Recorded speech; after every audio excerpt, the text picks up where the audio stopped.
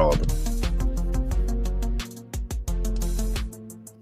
Oh, why, hello, you beautiful nerds. Welcome to the Drunk Banthas podcast, where we talk about sci-fi, fantasy, horror, and all the popular art that we love. Also, we do it drunk. Mostly drunk. Mostly drunk. Always encouraged, but never mandatory. I am your host, Jedi Master Grayson, and I am here, as always, with my co-host and brother, Bill. How you doing? I'm doing good. So far, no problems. Yeah. So far, everything is going mostly good. Sorry. Let me turn my headphones up so I can make sure I'm not yelling into this microphone. What y'all up to out there in the world? Yeah, What's going on? The music always gets me going. Yeah, right? Gets people going. Yeah, I'm very very I'm very excited about today's episode because, man, we're getting into, like, as you can see, I'm wearing all my Star Wars garb. I got this fucking what you call robe right here. So I'm trying to stay festive. This is a Larry Lewis Black. Yeah, no, excuse me. This is a Lewis Black shirt. Okay, yeah, I see you out here repping Lewis. Yeah, we are lagging a little bit, unfortunately. But yeah, super excited about tonight because we are talking the series finale in Andor. We are talking comic books. We are talking The Last of Us. And as always, we're talking shit. That's right. And also, as always, it's much better to talk shit with friends. He is basically family, but y'all just hate him because he's light-skinned. Yeah, because y'all racist. Because y'all are racist as hell. What is up, Eugene? Welcome back to the show, bro. Thank you, and thank you for acknowledging my struggle. The struggle of the white man is not one. I don't even know where to go. It's just so stupid. Oh, man. How's everyone doing? How was your week? Tip top. Great. We're doing great.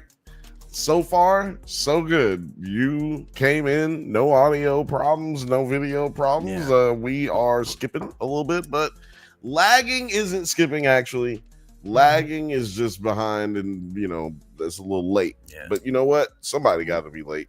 Everybody can't be first. We're just doing a little creative editing. Gotcha. Yeah. So yeah, y'all see us freeze. It's really just Jeff tuning us up or down so that we can then hit certain frequencies that mess with your mind. I've been going full on dork and getting into Dungeons and Dragons, so I'm just practicing my spells clearly. Clearly. Yeah, man, I've been having a pretty good week. I dropped a video on Return of the Jedi last week. Oh yeah, I heard that sucked.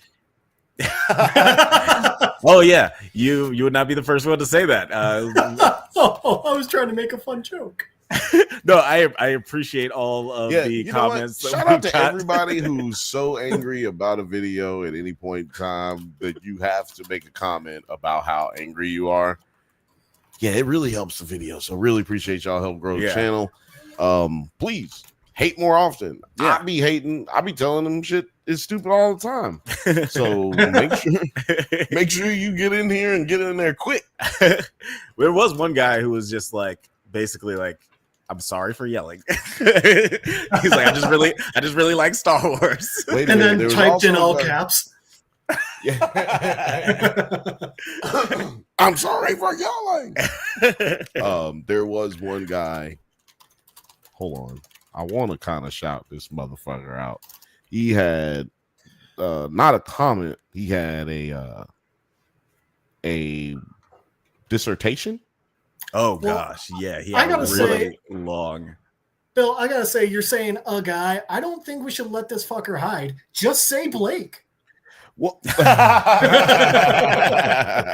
was clearly Blake. It's at Joe Chili 1990. I'm not mad at that name, to be honest with you. At Joe Chili 1990, but he did, which has been retconned to be the actual killer of Batman's parents.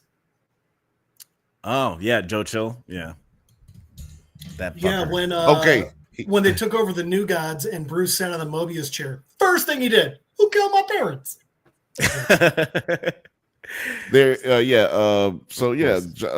Joe Chill, 1990.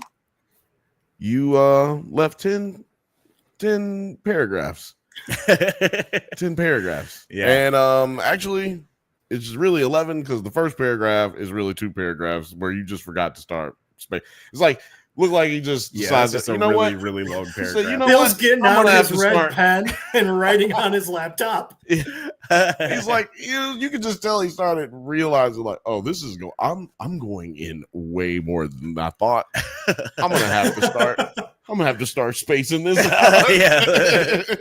I didn't know you starts having titles like main idea. You can't leave that big of a comment on any other platform. Yeah, It's than YouTube. It's honestly, it's very well appreciated. I actually read the whole comment. He's made some interesting points, and I also always love hearing other people's rankings about Star Wars, because other than the first two, everybody's list is different. So I'm always go outside, nerd. Get out. Go. I ain't got time to be distracted by your worthless chime-ins. Go. But yeah, if you guys interesting thing is, so yeah, most people have the same first two, but they don't have the same last two. We saw that when we were doing our video. Yeah, absolutely. It's so straight. Everybody has the one that they hate the most, and yeah, you get 3 Star Wars fans in a room, you'll get 5 different opinions. What the fuck is going on? Oh, I'm white. That's what. Well, see, I know that this is a fucking StreamYard thing. Because, God damn it, we were all not frozen. Yeah. And it was still bullshitting, god damn it. Okay. This show is brought to you by I'm gonna start. I'm doing research. If you guys are streamers, if you guys are streamers, or if you guys mess around with just recording shit online and have meetings online, hit me up with a software, because this shit is getting ridiculous. I swear to God. It's gotta be a better way. It's gotta be a better way. We start doing the opposite of sponsors. We just start trashing people we hate. Yeah. Yeah, no, I like that platform. I'd watch that channel. Yeah. That's just called Twitter. Oh yeah. Sorry, that was just called Twitter. Yeah. Wednesday was just called Twitter. No, I don't call it Twitter. Yeah, no, I don't call it anything. It's X, and it's the Gulf of America. Don't you guys know? And it's also HBO Max again. But before we get into the Gulf of America, used to go to the Gulf of America all the time. Before we get into The Last of Us or Andor, sorry, I'm never gonna do that again, and I apologize. I'm actually really fucking pissed off that I said it. I do that. I'm being fucking dead ass serious. I felt bad saying the words Gulf of America. I'm just really glad the white guy wasn't the one that said it. No, dead ass. I feel really bad, and I have to apologize. Yeah, Mr. President. Thanks. It's still one of my favorites. It's just so bad. Yeah, before we get into why we both do that? Why we do that sometimes? But yeah. It's the mental reset. You're right. Before we get into Andor and The Last of Us, let's take a trip down Jeff's comic book corner. Jeff, or as they say in Spanish, Jefe, what are we talking about? I was going to say Jeff. As they say in Spanish, Jeff. Yeah. What are we talking about today? Are we picking back up with the second issue of Geiger? I didn't watch it. Yeah. So we are on to issue 2 of Geiger. We're getting out of here. Well, you know how. Yeah, we know how you do. So if you remember, we left off with a bunch of people were trying to rob Geiger. He fucking terrified them and chased them off. Then they went back to the king, who's 14 years old, and he was like, I'm going to go kill me a glowing man. And he lives in Vegas. So when we pick back up, we see a shot from the past, which I guess technically would be our future, but it's Tariq at the doctor's office. And the doctor's giving him, some information on the cancer. And he's like, it's progressing faster than we can manage. We're not out of here yet, But that means we are going to have to start like treating this much more aggressively. We're going to be giving you way more, chemo. We're going to be giving you more drugs. We're just going to be targeting it. Meanwhile, we've got a narrator sitting there, and they're like, they say it was the sickness that saved Geiger. You know, when the bombs went off, all of that poison inside of him is what let him, survive. Like it was all bottled up, and it was like a furnace. But others say it wasn't the radiation. It was his family and his love for them, and his just epic desire to keep them safe. And they're like, and someone's talking to this guy, the narrator at this point, and they're like, did they ever get him out of the shelter? And the narrator's like, well, we'll get to that, but first we got to talk about Vegas. And then no, you're at the right spot.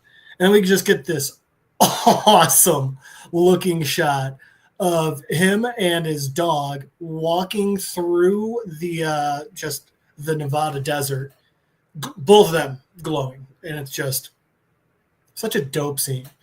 So from there, we cut to we see this light coming down a road, and it's a couple on a motorcycle, and they're driving by, and excuse me. And the reason we just saw, of course, I forgot to mute my phone. And the reason we just saw that picture of Tariq was because Zordon just saw called you something glowing off in the distance.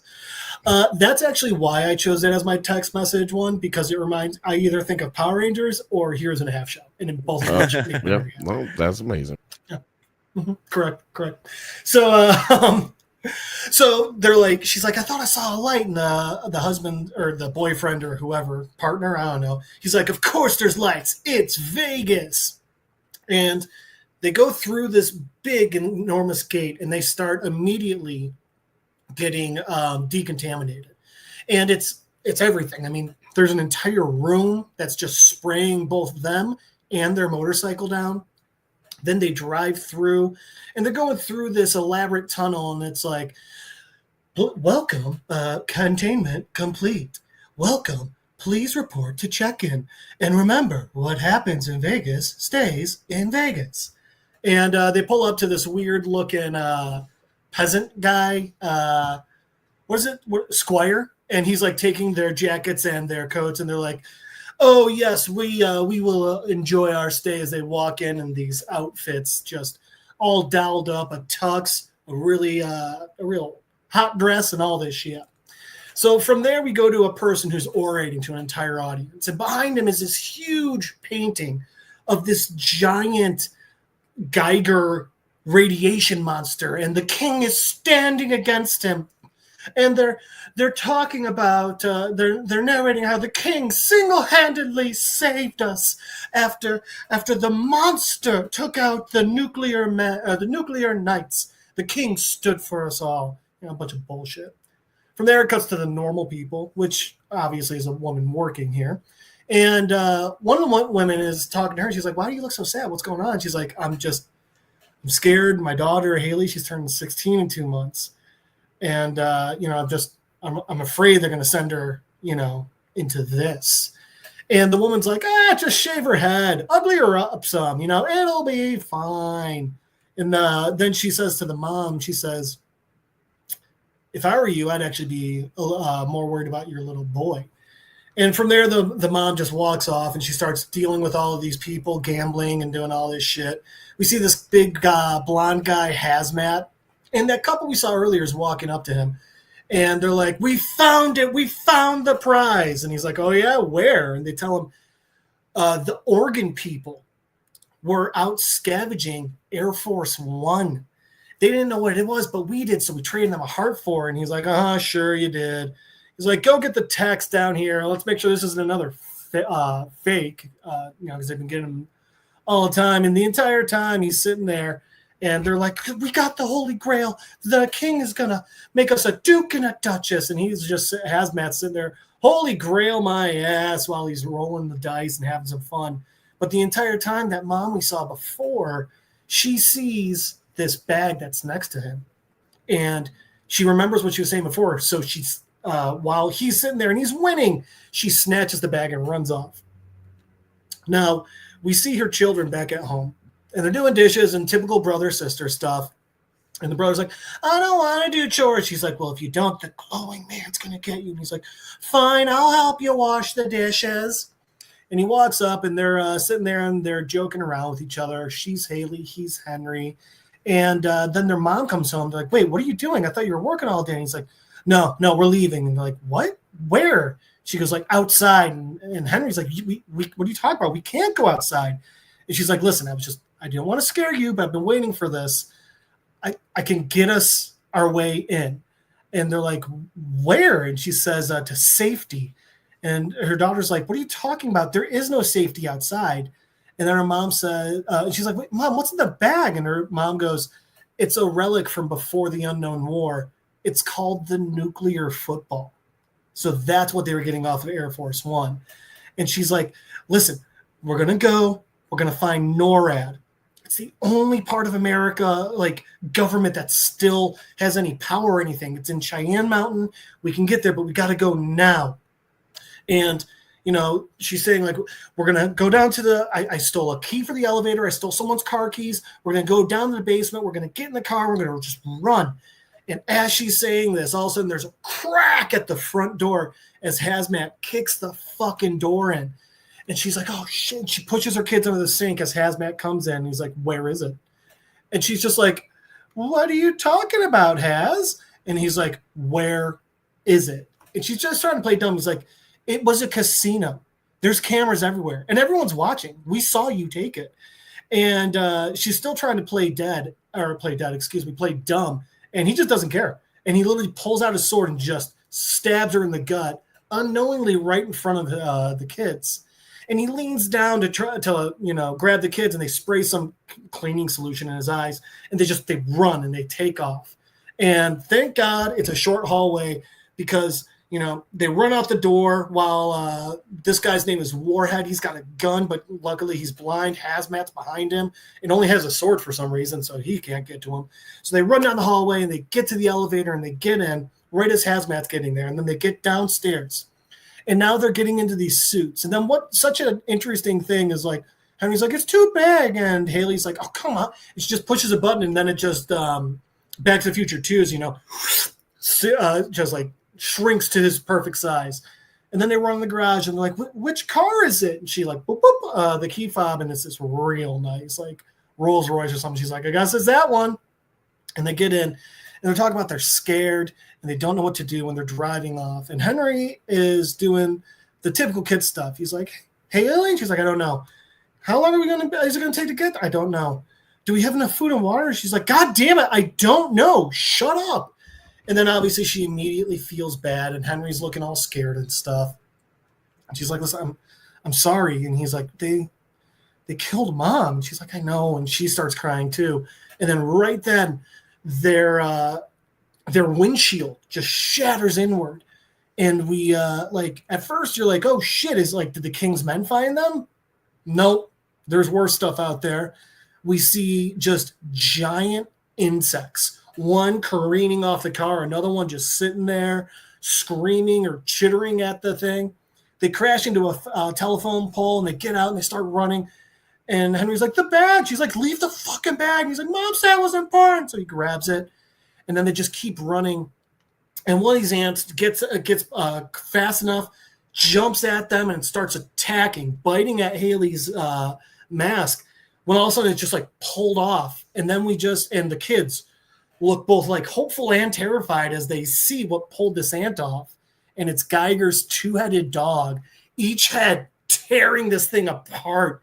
Fucking insane. And then they look over and like, who the fuck is that? And there's Geiger stomping an ant, throwing another one through the air, and crushing one with his bare fucking hands out there. And none of that's the crazy part to them. The crazy part is he's not wearing a suit. Because remember, no one can go outside in this world. And he's out there, and he's like, you shouldn't be outside. And he's like, now go, get out of here before the big ones come. And so, of course, right after he says that, a big one shows up. And when he says big one, he doesn't mean a big ant. He means giant fucking scorpions. And now these things are coming right for the kids. And all of a sudden, this carbine pull just like splats right into its fucking head. And then right after that, Geiger follows through with like a double foot kick right on top of it. And then he's like, you got to get out of here. But before you do you have any books? And while he's doing this, he's letting off that insane Geiger radiation phase. It's fucking amazing. So from there, we cut back to Camelot. And now Hazmat is sitting there as the king's like, you let 2 children get away. He's like, I'm sorry, we're going to get them back. We're going to find them. I got a party out after him right now. And the king's like, I want my grail. He's like, we'll get it back. And the king's like, but it's out there where he is. I can barely face anyone after what he did to me out there. And then we see, and this one's kind of like, like he's looking at a tablet, but it's got a lot of like that first Tim Burton Batman vibes to it with the Joker while he's holding it there. Cause now he's like, bring me my mask. And we see the kid's face and it's just burnt to shit. And like one eye's discolored and all of this stuff. It's fucking insane. And now the king is like, he's like, we're going. And he storms out and we see a little bit more of the rest of Vegas. And he's just sitting there. He's like, Miss Borden? Where is she? And he's wearing this weird, creepy vanilla sky mask. And he's like, and we hear someone being like, welcome to the city, kid. And she's like, my men say you've got a proposition for me. And then we see Miss Borden. She's another one of the kingpins of Vegas left out there. And she's like, make it snappy. I've got things to do. While she's looking, if I might say so myself, hot. And then that's the end of issue 2.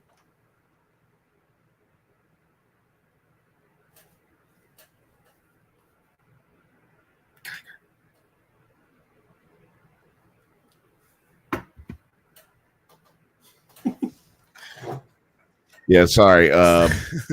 We froze right when you ended. Like, boom. I was like, well, I was timing this one for that, so I'm glad I got that right. Boom. Thank you. You nailed it. Yep. Continues to be an awesome comic, Geiger. You're gonna have to open up because I gotta see how the rest. I ain't gonna lie, I almost pretty much was like, I might have to go ahead. Yeah. This is a good one, man. Like you always choose really cool comics to dive into. I do want to make a request, and it doesn't have to be next week, but we got a new one next week. Yeah, I know that we're getting a new one next week. I don't want to step on your lineup, but if you want to cover Bitter Root at some point, I think that would be a fun one. Root. Haven't heard of it, but I can definitely check it out. It is now on the list. The list, I've been rearranging my apartment and trying to update, and so I got new comic cases, and so I had to reorganize everything. So the list is getting long. So right now we have Basket Full of Heads, Batman Creature of the Night, Batman War of Jokes and Riddles, first appearance of Kite Man, Bitter Root, The Blackest Night, The Button, Bonehead, Blue Flame, Cluster, Crossover, Department of Truth, Dial H for Hero, Dresden Files, Erratic, might not do that one, Firepower, Flashpoint, Good Asian, which I think you guys will like based on The Warrior. We do like Asians. Right? Yeah. Maybe I Walk with Monsters. I haven't decided. Maybe Lolo Woods. Maybe Maze Book. Metal. Metal's a cool one because it was an entire DC spanning story that went a little, they stretched it out too long. But the cool thing is, the point of it is there's negative evil universes, and Batmans from those universes are trying to break into ours. So there is a Cyborg Batman, an Aquaman Batman, the Flash Batman, Green Lantern all that shit. One that I'm very excited for, Mr. Miracle. Yeah, I love it. Mr. Miracle. No, I was just gonna say I loved the Metal series. That's one of my favorite newer comic books from DC. That one's really great. Agreed. Taskmaster had a 5-part series a couple years ago that was awesome. Old Man Logan. I'm thinking definitely Old Man Hawkeye. Man Logan. Plastic Sideways, Silver Surfer Black, Spider-Man Noir, Spy Island, Strange Adventures, Vinyl Mimetic. We only find them when they're dead, and I'm thinking of doing a couple issues of Ultimate Spider-Man, just the one where Peter Parker dies and the one where Miles Morales becomes Spider-Man. And so before we start skipping again, I just want to let everybody know that we will be doing a Jeff's Comic Book Corner segment series.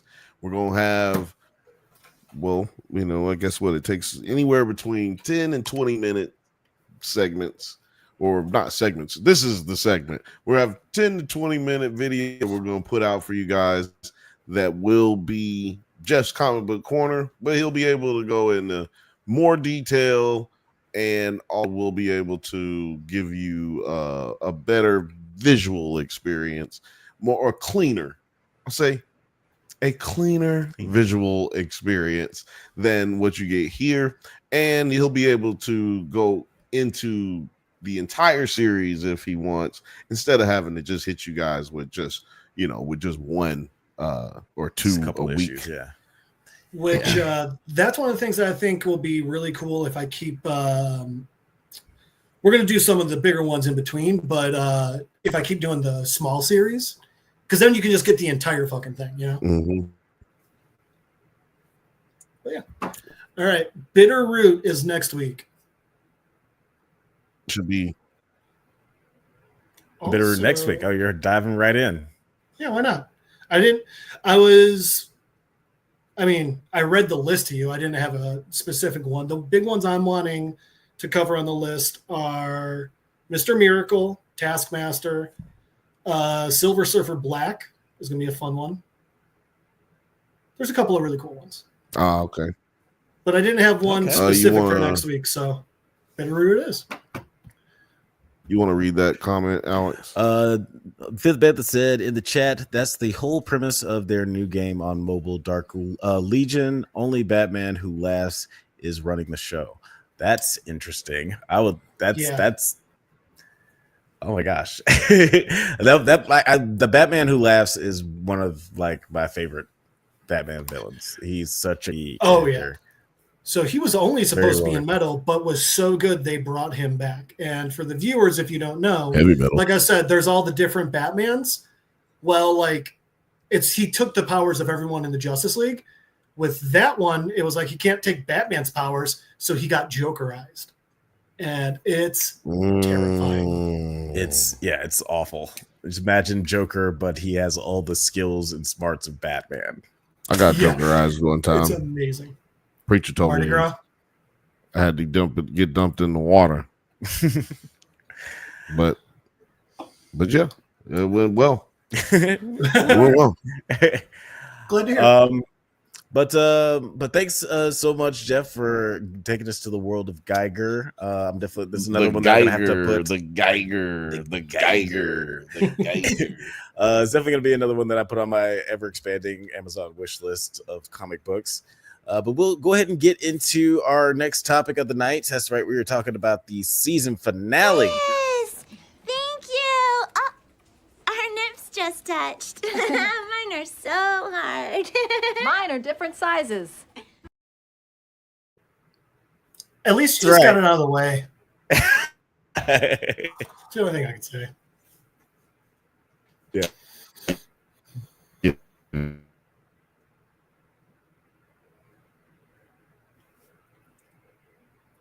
I'm guessing that was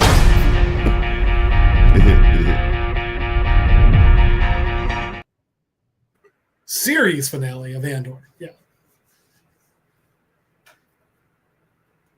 Nope. Nuh-uh. There you go. There we go. But yeah, no, it ain't exactly what you said, because you are not saying anything. That's right. We are talking about the series finale of Andor season 2. Oh, wait a second. I feel like there's a knock at the door or ring of the bell. Oh, yeah, that's right. I know what that sound means. It is the philosopher of a barbershop variety, 9 of 9 Nerd Yards. What is going on, bro? What the fuck is up?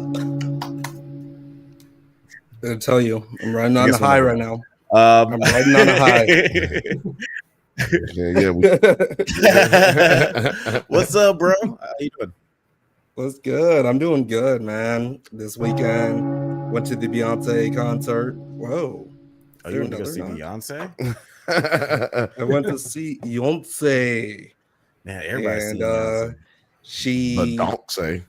looked me right in the eye while she was singing, and she was like 9 Nerd Yards. Oh, she did. It was crazy. She did that. Nobody in Chicago knew what the fuck she was talking about. Beyonce officially a friend of the show. There's one guy who's like a huge Atlanta fan. He's like, 9 Nerd Yards is in here. yeah. Who gives a shit about Beyonce? 9's here. She said she's been waiting her whole life. I've been waiting my whole life to meet one of my stalkers. Here he is right now. Completely like no, I was in Austin. That'd be crazy if now if she was just like, 9, are you here? Oh yeah, I see you back there. Officers, arrest this man. Like Phil Collins, like Swarm. I can feel it in the air tonight. Yeah, Beyonce. I love how people don't know that's a song about a stalker. Season 2. Oh Jesus. Wait, I thought it was a guy like that. He like saved someone. I thought it was a stalker or a stalker who killed someone.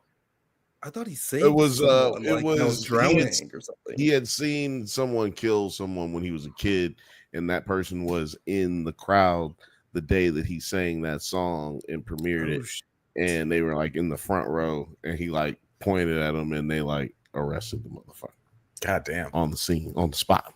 At least that's the myth. I don't know. I wasn't even born yet. The police were like, "This song is all the evidence I need." I feel like back then you could just say shit.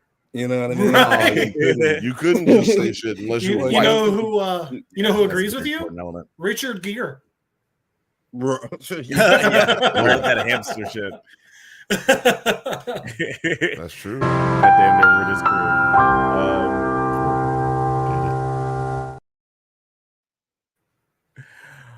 But yeah, Andor season 2. Before we get into the nitty and the gritty, just initial thoughts, man, on this series and the way it all wrapped up. Finale. The real series finale. We thought it was the series finale last week. Who knows? Hopefully they'll surprise us with 3 more episodes next week. But I don't think that's gonna happen. But 9, what were your initial thoughts on the way this show wrapped up? Boy, what can I say, man? Like, I think we've been blessed with such a moving piece of generational type of TV that it's part of the Andor or part of the Star Wars generation or whatever, the lore that actually is just prestige TV. There's just no way that I think it's going to be coming. Yeah, I don't even know if I want another show like this. People have been talking about it, but I think it's really awesome that we got this at this point of our lives. It's pretty cool. What I mean? What's that? They was asking what I think. At least I'm guessing.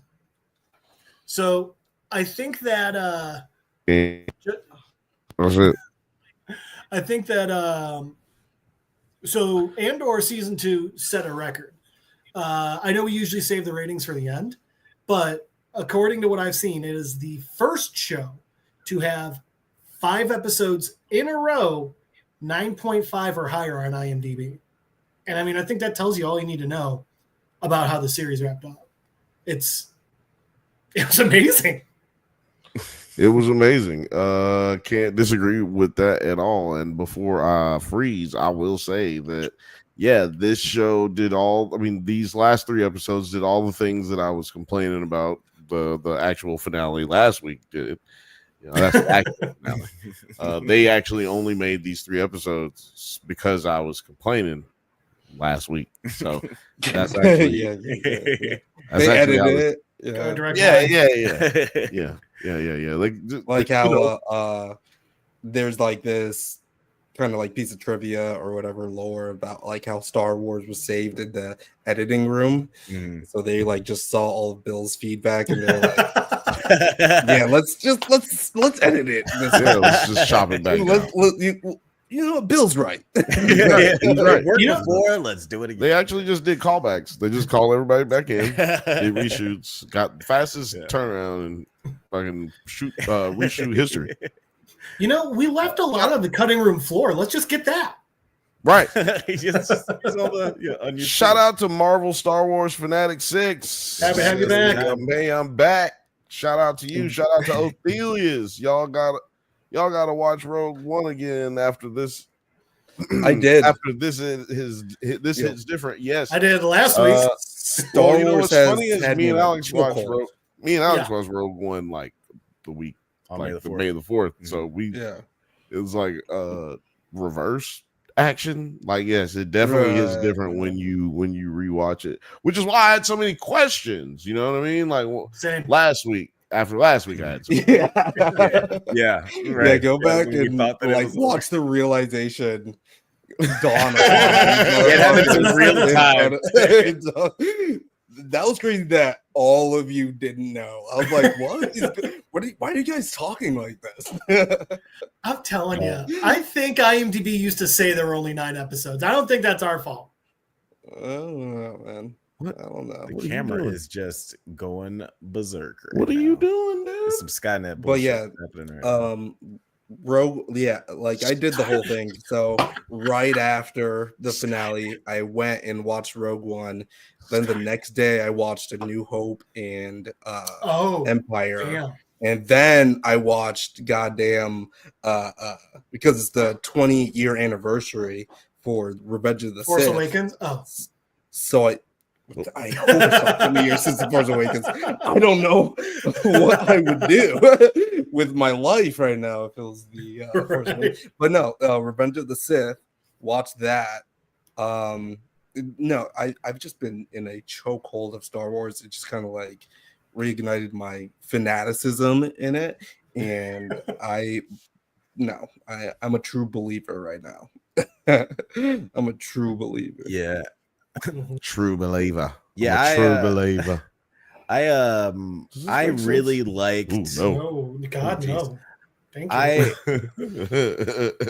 I really liked Severance, but I absolutely adored this season of Andor and just like the show as a whole.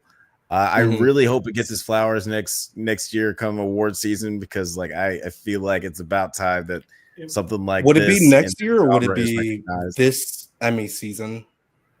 Oh yeah, when do the fucking Emmys happen? The Emmys happen in like I think tomorrow. We're late. Like tomorrow morning, I think. Shout out to Talking Turd. Shout out to Little Frothy. Shout out to Othelius. I think I already said Othelius, but yeah, shout out to all y'all who's in the chat right now. Yeah, shout out. Got 45 people watching on all platforms. I need to see some retweets, some likes, and some thumbs up. Thank you for watching. Not anywhere specifically, just thumbs up on YouTube. Yeah, just hit the button. Give us September 14th.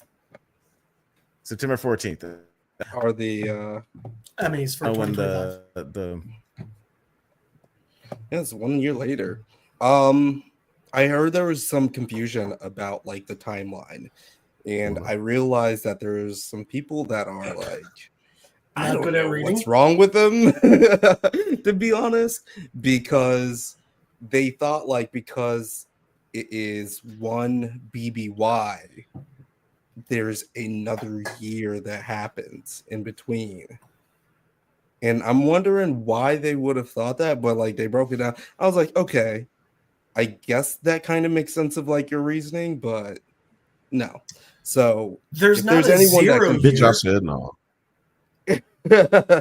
So There's not a hold on, man. zero Break it down. BC. Break So it down like people to were us, like man. Break one it down to us. it's one BBY, so there must be a year between that. Right. But then like for anyone who's confused, I doubt that that's anyone in our audience because you know our audience is the best and they're very intelligent and they're great.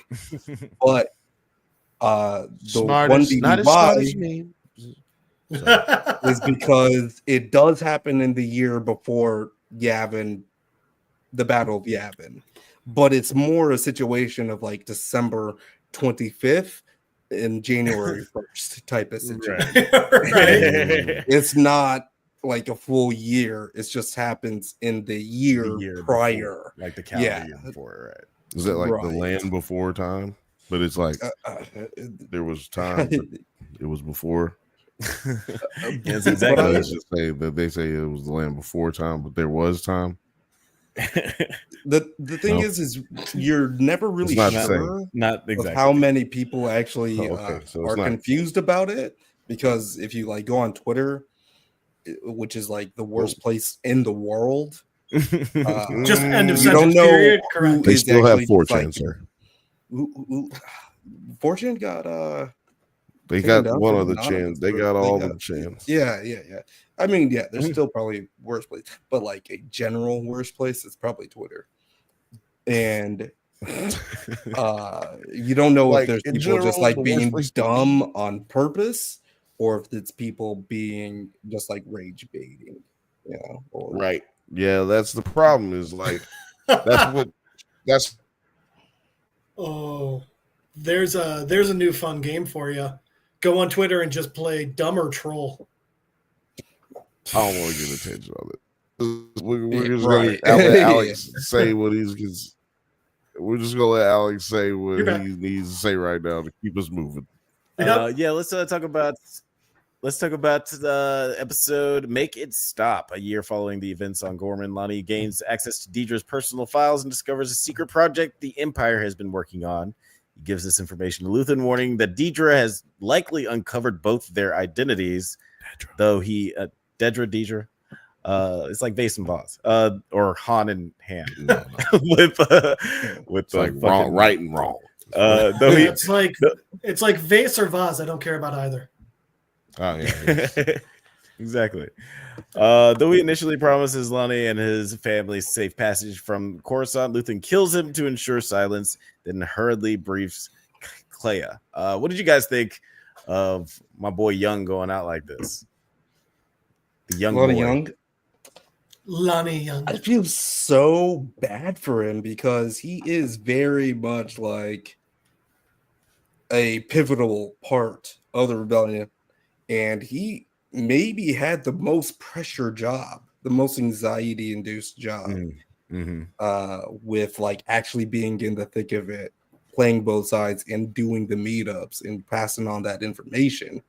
And I really loved the fact that last season we kind of like see him more as like sniveling, almost like a Cyril character, but no, he's actually has this autonomy where he's like letting he's keeping information to himself for what's best of how he can release it. He didn't go right away to be like, oh, I have her file. No, he like collected the information and then waited for the time to be right for him to release this information.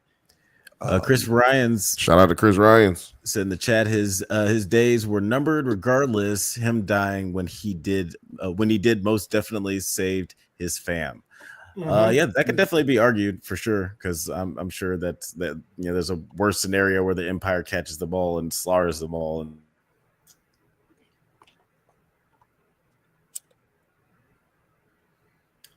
well, yeah, and slaughtering them wouldn't even have been the worst part. They would have tortured them to get Lonnie to talk, because it wouldn't have mattered if Lonnie was spilling all the beans immediately. They still would have tortured his wife and kid to make absolutely sure they got all of the info and all of the correct info. I mean, like when Luthen killed Lonnie, my thought was, God, that fucking sucks.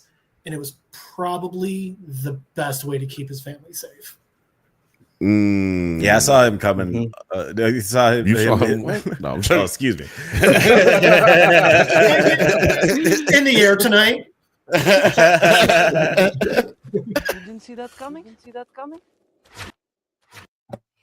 He said, hey, niggas get shot every day, B. You're just another cog in the machine, for real. Othelius, I completely agree. That's What it is. Oh, No. I'm gonna say Othelius. I'm gonna completely agree. I have no idea what it is, but yes, Clea is fine as hell, bro. She is fine as hell. Yeah, Because she's like the evil Princess Leia. But she's Yeah, not even I'm evil. Not evil, Killer but Leia. like the She's the Killer Leia. Killer Leia. Yeah, Clea. You know what it Killer is? Leia. She's a badass. And Yeah. that's fucking hot. Yeah. Well, even And before she's- she was a badass, like she was still. I was like, you know what? God damn, why is she so goddamn fine? I mean, she's been a know, badass. But yeah, they just kept We on. ain't never and see she's her do nothing become- like this. She was just the quiet. She was just the secretive lady with the weird stern There- face. In last There season, was parts in season 1, right? There was parts in season 1 where he like reveals that like there's something going on with this girl. She's not Right. just the assistant, right? shit. And but yeah, these last episodes definitely like made her a bit of the fan favorite. Like Oh, everything yeah. has been going crazy about her. So, and And I heard that Whoa. it's her first First ever on screen. first ever television show, first ever anything Yeah. ever. That's crazy. She's been casted. so I after might this, still have a of course. chance. Okay. Yeah. Everything that you see her credited, you see her credited for right now, definitely. Eugene, you gotta think of her face. Think of her face great. if you really like her. Yeah. But yeah, and like she has a actually we'll get into that in a little bit. Just the You might the want to huge do it decision now that she before we needs to get make. cut out. But Dedra was arrested by the ISB for withholding information. That I'm not gonna read that. Luthen was an Imperial we get to a flashback of Luthen as an Imperial officer who defected after his unit massacred Clea's hometown. What did you guys think of this flashback war we get a little insight on? Interspersed? Yeah, I know. I was like, what the fuck are you trying to sound smart, Wikipedia? What the hell? That's overused. But Nine, what did you think of just like this flashback here? Yeah, I do like that they didn't like go overboard on it. Like they showed us just enough, right? It was a little bit just Clea's perspective, and then seeing Luthen kind of turn to that side of the rebellion. And I don't know if we really needed a Luthen backstory, but now I'm pretty engaged with how like the stuff that he would have went through. And I don't really know what like the timeline is. Was he like working with the Republic and then it shifted into the Empire? And when it shifted into the Empire, that's when he decided to be more of a cause for the rebellion. But I think just knowing that like what changed him is Clea was a really good plot point, just because of how Star Wars has always been about like that parent and child relationship, and it's really cool that they encapsulated that in just one episode. Yeah, one thing that Star Wars and Fast and Furious has in common is that it's all about family. What about you, Eugene? He said Leia with holes. Oh, sorry, no, yeah, the chat is awesome. The chat is killing it right now. Y'all are fucking amazing right now. I'm sorry, especially Othelius. The rest of you catch up. He is killing it. Clea is Leia with. You're back. Oh, sorry. I'm waiting for the feedback in my ear. But yeah, Clea is Leia with Black Air Forces. Yeah. Like, Black Air Forces is a robbing attire. For those who don't know, Right. It's Robin season. Yeah. But yeah, so one of the things I really liked about the flashback with Luthen and Clea was how before this, we always get the feeling like, yeah, Luthen's like fighting the good fight, but he's still not a good guy. Backstory didn't try to like upend that too much. Even when he does save Clea and everything, like at first he's not like bringing her around because he's like, I'm an adoptive father now. At first he's bringing her around because he's just like, whatever, come on. And then she's helping him with scams and stuff. Like it wasn't as altruistic as like they could have gone. And I liked that part of it too. It also kind of reminded me a bit of the reverse of one of my other favorite spacemen, Mal Reynolds, where, treasure chest. Mal went from that revolutionary and that fighter to the rebel and the outlaw. Whereas it feels like Luthen kind of went the other way around. He went from the bad guy doing all the evil shit and like the unlawful things to the rebel and the spy. It kind of felt like the inverse, except Mal's obviously better in every sense. I mean, yeah, we stand Malcolm Reynolds. Shout out to I'll die for Malcolm Reynolds. Marvel Star Wars Fanatic 6 says it was awesome getting to see Naboo again.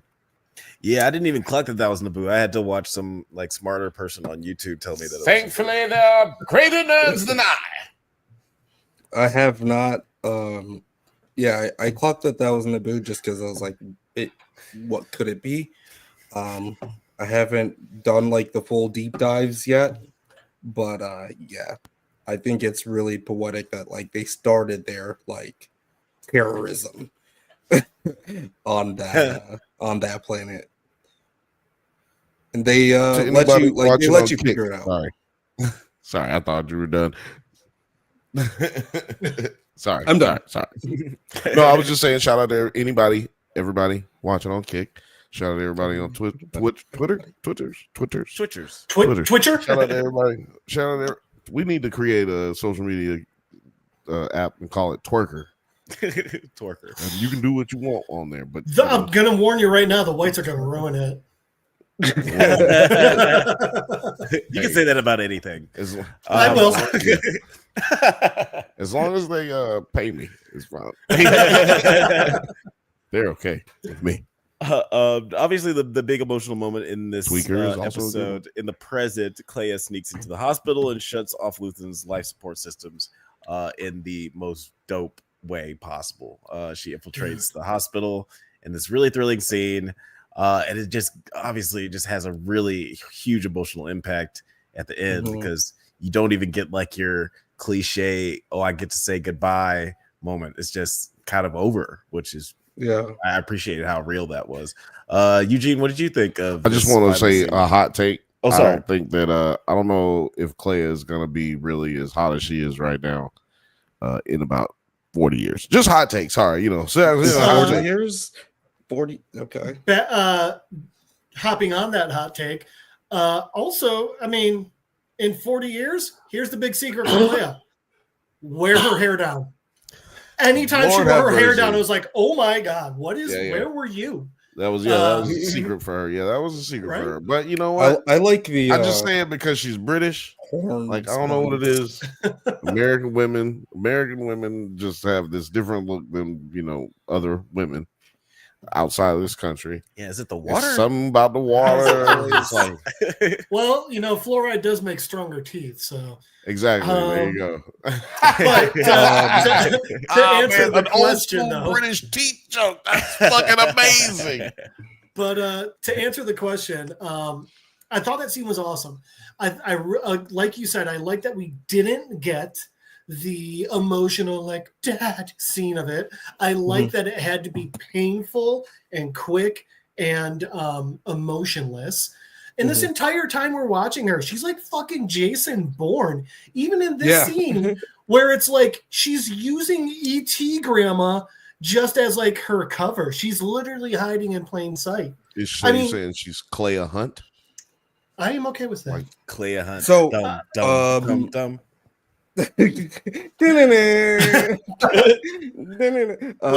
But what's interesting is that I think that Tony Gilroy actually did write a little bit for the Bourne Legacy movies. He did what? That's funny. He did. He directed the one with Jeremy Renner around. And he wrote, and he wrote the I think the trilogy. The we don't have any respect for any. You can just end the sentence actor. right there. We don't have any respect for any male actor. Period. That's not true. We love Alan Tudyk. No, I love Talking Turd sticking up. You know what? I'll fuck with it. Talking Turd says the British are very attractive to Americans. Yeah. Hey, Emily Blunt. No, your voices. Yeah, it's just your voice. It hypnotizes stupid Americans into thinking that you're sexy. But I'll also say, and stepping a little bit into the next episode, but Clea was so effective here, they thought she was 3 fucking people. Yeah. It's funny because one of the things that I think helped her pull it off, I've read in books and I've seen in other shows and movies. Walk around with confidence and act like you're supposed to be there, and carry a box or a clipboard. Yeah. She did the thing. The thing. And also, I don't know, like, I'm pretty sure it was one of the Banthas, I think it was Bill, that said it's always that the Alex says some really great shit too. I'm saying I didn't say he didn't. I'm just saying that you pointed out, like, when Andor and Bix blew up that the doctor's office. The doctor's office. You're like, they typically do that for distraction. Yeah. And she did it. She actually did the thing. It's an escape mechanism that they use as a trope in Star Wars. And I believe that it was what's his name that does the cartoons, the animated series? David Filoni? Yeah, Filoni. Yeah, Filoni. I believe he's the one who started the whole like trope. But but I don't know if he was or not because I don't remember it being in the movies before he did it. That's what I'm trying to think if I remember it from the original trilogy. It definitely seems like a Clone Wars type of thing. If it was in the original trilogy, it was by happenstance. Right. And then like on Jabba's like ship, Yeah, it's not like getting your arm cut off in Star Wars. It's like it's not that up to date. That they use. Yo, shout out to the patient right here. Y'all been talking a lot about Clea, but like let's give the patient right here. You mean Granny T? Granny T. Hey. I'm not taking credit for that. That was all Othelius. I read it in the comment. Yeah, Granny T. What did Othelius say here though? He said, "Buck being a good guy, Rebellion needs real steppers like Saul and Luthen. It's like Batman and Mon and Bale are like Superman and Wonder Woman." Mm-hmm. Yeah, like you got these you have these like hierarchies like Luthen, of like Luthen is the question for sure. Yeah. This is the question. This is the question, right? Yeah, I would say the question, or like even like Rorschach. Yeah, like this motherfucker is off. He ain't never coming back. I will say, Skarsgård's worst performance ever in his career is that one scene where he meets Clea for the first time. He's like, I thought you were going to say just Thor in general. Oh, the make it stop. Make it stop. Yeah, make it stop. Make it stop. Make it stop. And I'm like, nigga, you don't really want that to stop. It's like he got him on the last day of shooting. He's like, I don't want to stop doing this. I don't want to stop. The only line I asked him. Mr. Skarsgård, that's not your line. He's like, yeah, no, I mean the shooting. I'm fucking done. Turn the cameras off. Man. Yeah, dude, it was. I mean, I just wanted to say it so it's said. It's get it out of the way because he did an amazing job this entire series, but that was dog shit. But the de-aging was pretty good on this. He had amazing wigs. Maybe it's like that. That's the biggest thing. Yeah. I've never seen a wig on a man that good ever. Yeah, he wears those wigs well. You think they airbrush a little bit with CGI? Oh, maybe just get some of those seams out. Yeah, get them seams out, touch it down. They don't do that for women. But yeah, jacked up on there. And to me, he's kind of looked the same as he had. Like he's looked the same for the past 20 years. So it's not right. I was like, oh, they just. I honestly didn't think that they did any de-aging. I thought they put a little bit of makeup on him.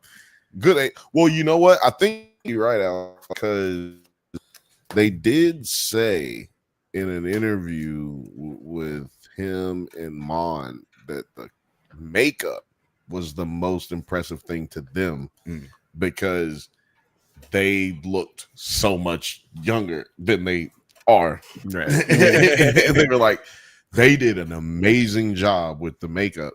So that tells me that, yeah, that you know, maybe they did a little touch up here and there for both of them, but it, you know, makeup can do a lot of shit. Yeah. Well, how old is you said with him in Mon? Yeah, because how old is Genevieve? Genevieve O'Reilly. She's supposed to be younger than she was in the movie when she was younger than she was. Right. Yeah. So that's why I'm just wondering how old she is because she is 48 years old.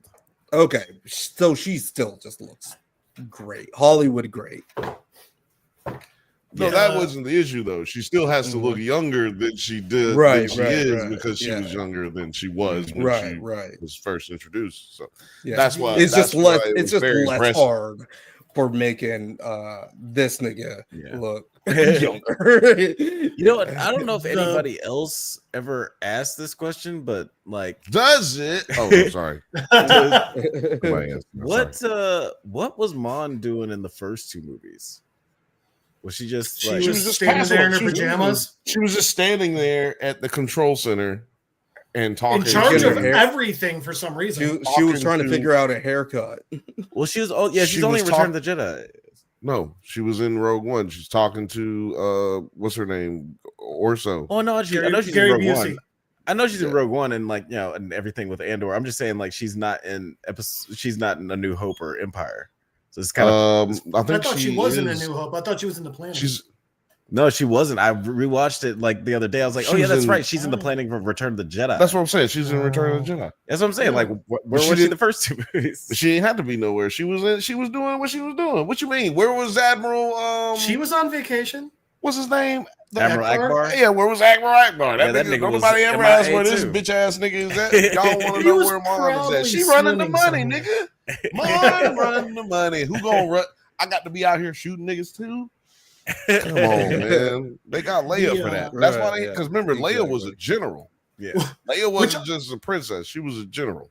Yeah, she was probably just doing Senate. Also, like, Bale is sitting here like, no, I should just be a senator, but I should send my adopted daughter out against Darth Vader. Yeah. Well, I'm going to assume that she did that on her own because he ain't never been in charge of shit. Yeah, she's. We did have a whole television show where she was just doing shit that she wasn't supposed to do at 7 years old somehow. Mon Mothma was the worst of all the original 77 action figure line. Really? Hot take from that was her accessory was a stick.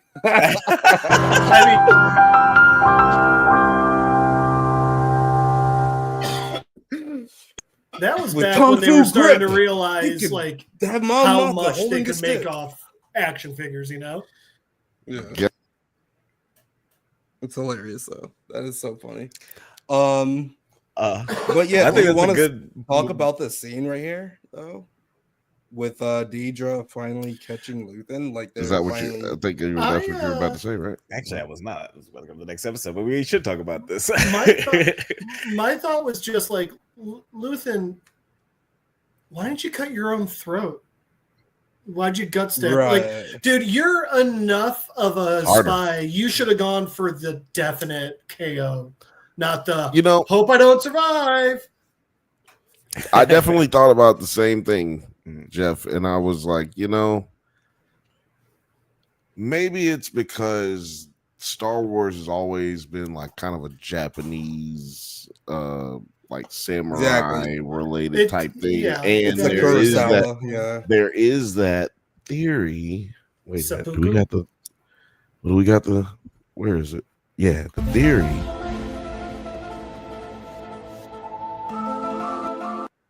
You got that theory that that Luthen is a Jedi. Still out there. People are. I mean, he's the grayest of Jedi, then. Right? That's what I said. But look, I'm just saying it was out there. It was out there until this last episode, right? But yeah, he commits seppuku. Wait. You know what I'm saying? If he was a Jedi, he had the worst training ever because I'm not the guy you're looking for. Boom. Oh man, that would work. Well, they got all the explanations for they stopped using the Force, so they lost their atonement to the Force. So some of them started losing their powers, and you can explain that away. Nah. They can explain it away, but I'm glad that they didn't go that route. But I did love this, like Deidre sort of getting the upper hand on Luthen, but then like just her look on her face, like her complete joy that went to just complete horror, like after realizing that Luthen had destroyed the evidence and like committed suicide, basically. Like she was which again with Disney going darker, showing the actual bloody blade. Like I feel before this year, Disney would have been like, nope. This line right here, though, dude, there's a whole. He says the rebellion's not here anymore. He said that it's flown away. There's a whole galaxy out there waiting to disgust you. Well, and like, that was the really smart part. Great. I was like, holy shit. Waiting to disgust you? That is like in terms of just like how she feels about the whole rebellion and everything. Like it's just such good writing. I loved it. I loved it so much. No, yeah, this was phenomenal writing. Go ahead, Joe. Oh no, I was just gonna say I also loved, and it took me a while to realize it. Like you're like, oh, okay, he knows he's caught, so he's dropping his mask, and yeah, but he's still being a spy because the entire reason he dropped his mask and started doing that was to distract her long enough for that space phone or whatever to get properly fucking cooked. And then the second she gets distracted by that, I mean, dude was a spy through and through. Yeah, it made me feel better about Lonnie being killed like that because like Luthen was also willing to do it. And I think that like when Deidre did walk in, he was like thinking maybe there is like a possible way I can weasel my way out of this. Maybe there is something that I need to do to like, ensure everything. But as soon as he figured out the plot, he was like, yeah. I mean, when he switched his voice, it was just like, fuck, this guy really fast. Yeah, it's amazing. And then the fact that like, is anything fake in here? And that like little they're just talking about each dialogue. Yeah. Yeah, there's two things that are fake in here. This nigga got some $1 million. No. And I'm not sure. I have to watch it again, but I'm pretty sure there was like a little bit of like misdirect that he did with Clea, where it's like, he was more saying like, you go do something, and I'll do something else or whatever. But he actually did put himself in harm's way to protect Clea. Oh yeah, definitely. He knew what he was doing when he sent her away. Like he like misdirected her a bit. which I thought was pretty awesome. But yeah, at the end of the day, Luthen, he's just a big old teddy bear. He's just a sweet guy. Well, no, he's a big old dead teddy bear. Boy, stop. Dead Hashtag kill Sabine. Hashtag kill Sabine. Episode 11, Who Else Knows? We get Deidre interrogated by Krennic, who admonishes her for allowing her data to be leaked and confronting Luthen alone. So she basically gets arrested for being a rebel. Stupid. Spy. Stupid. What did you guys think about how everything turned out? I'm gonna just say, since I know that we can be heard even though we're freezing a little bit, I'm gonna just say this, man. Gotcha, bitch.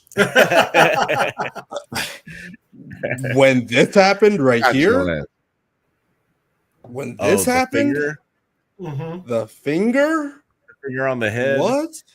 They hit it with that bass too, the 808. Dude. Well, also, I watched an interview with her before. I mean, after this, I saw an interview with her, and she said that was completely improvised. Oh, really? She did not know he was going to do that shit, and completely turned on. And she was also terrified during this scene. She said she was actually scared because he comes in with that cape and it's actually kind of, you're like, oh shit. Like, wait a minute. This motherfucker got a cape. I don't got no cape. I thought someone like say that it's the Death Star. Yeah. Like that whole, like, she's the planet. He's like the Force, just like. Did you still have it, or did you have to write it out again? Did you finish? Yeah, okay. It's the notebook that sits on my table. They start fucking. It was gross. But yeah, like dude, I can't imagine how terrified I was that scene. I was like, I had the same face as she did because I was like, "What the fuck? Who does that?" Yeah, it was pretty crazy. It was pretty crazy. What? Yeah. What are you doing? But no, yeah, I thought the scene was pretty cool. Just like Karen getting interrogated, and just seeing how she basically gets sent to the same prison that Andor got sent to. We will manage to move on without you. Never been so happy to see a white chick in jail. And I love that moment where he says that, because it looked like he was just like, I want to beat the shit out of you so bad right now, but I don't have the time. Like, he just like, I have on my white clothes, bitch.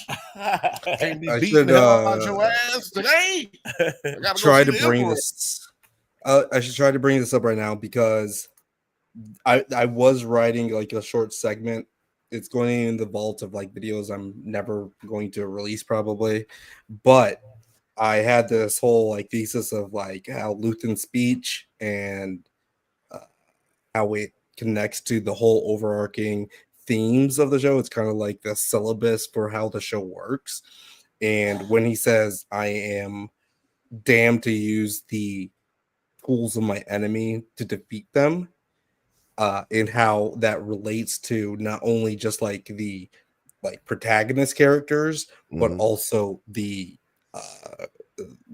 villains too. And how like Deidre ends up in an Arcana prison, like using those enemies to defeat them, and like she actually like falls from like the same type of hubris that like Luthen has, and Cyril, and they were a real good couple. Cyril, of course, and then also Krennic literally dies because he's on the planet that the Death Star, like, he built up this whole thing. He dies from the tool that he created, right? Yeah. And then Partagrass, who is we'll talk about later, he dies knowing that like he has that whole thing about like actually how they are practitioners healing a sickness, and the last thing that he hears is Nemec Manifesto, and he's very curious about how he got out and how he's wondering who it is that like spread this thing. He's like, wow, it's just spread all over, and he dies by his own hand right after that. I thought it was like it's just like such nuanced writing, and it just completely you can dig right into it. Yeah, it's something that you don't expect from a Star Wars for sure. Like, right. getting this deep into everything. And like you mentioned Krennic admonishes Deidre for confronting Luthen alone, and the investigation is assigned to Hirt, who identifies Clea, and Partagaz declares her a public health concern to aid her arrest. I thought this is actually a pretty ingenious plan, just to say like, oh, she's diseased. Yeah. Now, like, everyone's gonna be afraid of her. He was just like, nigga, get this shit. The nigga, get it on with it. Quit asking stupid questions. They come in here to kill all of us if we don't get this shit right, nigga. The fuck are you? Get out of here, bro. It's like, there you have it. Why read this comment, Jeff? And then if you think about it, it's a Death Star curse. Poggle the Lesser, Dooku, Krennic, and Tarkin all worked on building the Death Star only to die before it's finished or dies on it. Yeah. I also liked what was his name? Pottergrass. Papadiddy Pop. One of the things that he said when he was like, how many people do you think worked or know about the Death Star? And I thought it was so in that moment, I was like, okay, is it funny or is it sad that the least believable part of the Death Star is that it was kept a secret for that long? Yeah. That many people know about something and they didn't fucking talk? Yeah.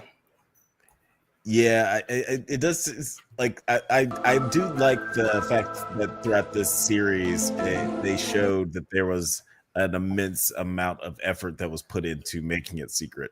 Because just like, like we only see, the Death Star just like out of nowhere in A New Hope, and then it seems like they kind of rebuilt it pretty fast in Return of the Jedi. Hold on. Wait a minute. Are y'all saying that there was no energy program? No solar power. It was all a lie. It was all a lie. Einhorn is Finkel. Sold to a bill of goods. Finkel is Einhorn. I do want to say that if I do have something, someone sent me a video. I was looking for it over here on IG. Someone sent me a little video that they wanted to say to Nine. They told me like Nine ain't put out no video in a minute. Oh, and they was complaining. I said, "Fucking message this nigga. What the fuck you messaging me for?"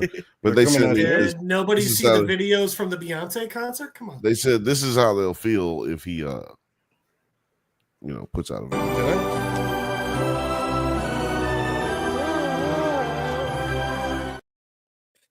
So I should never put out a video.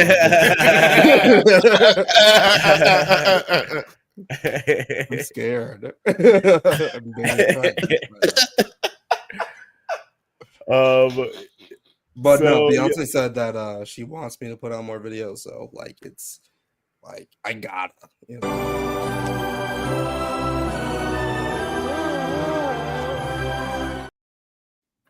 You got to do. Is he Chris or the Penguin in that? Yes.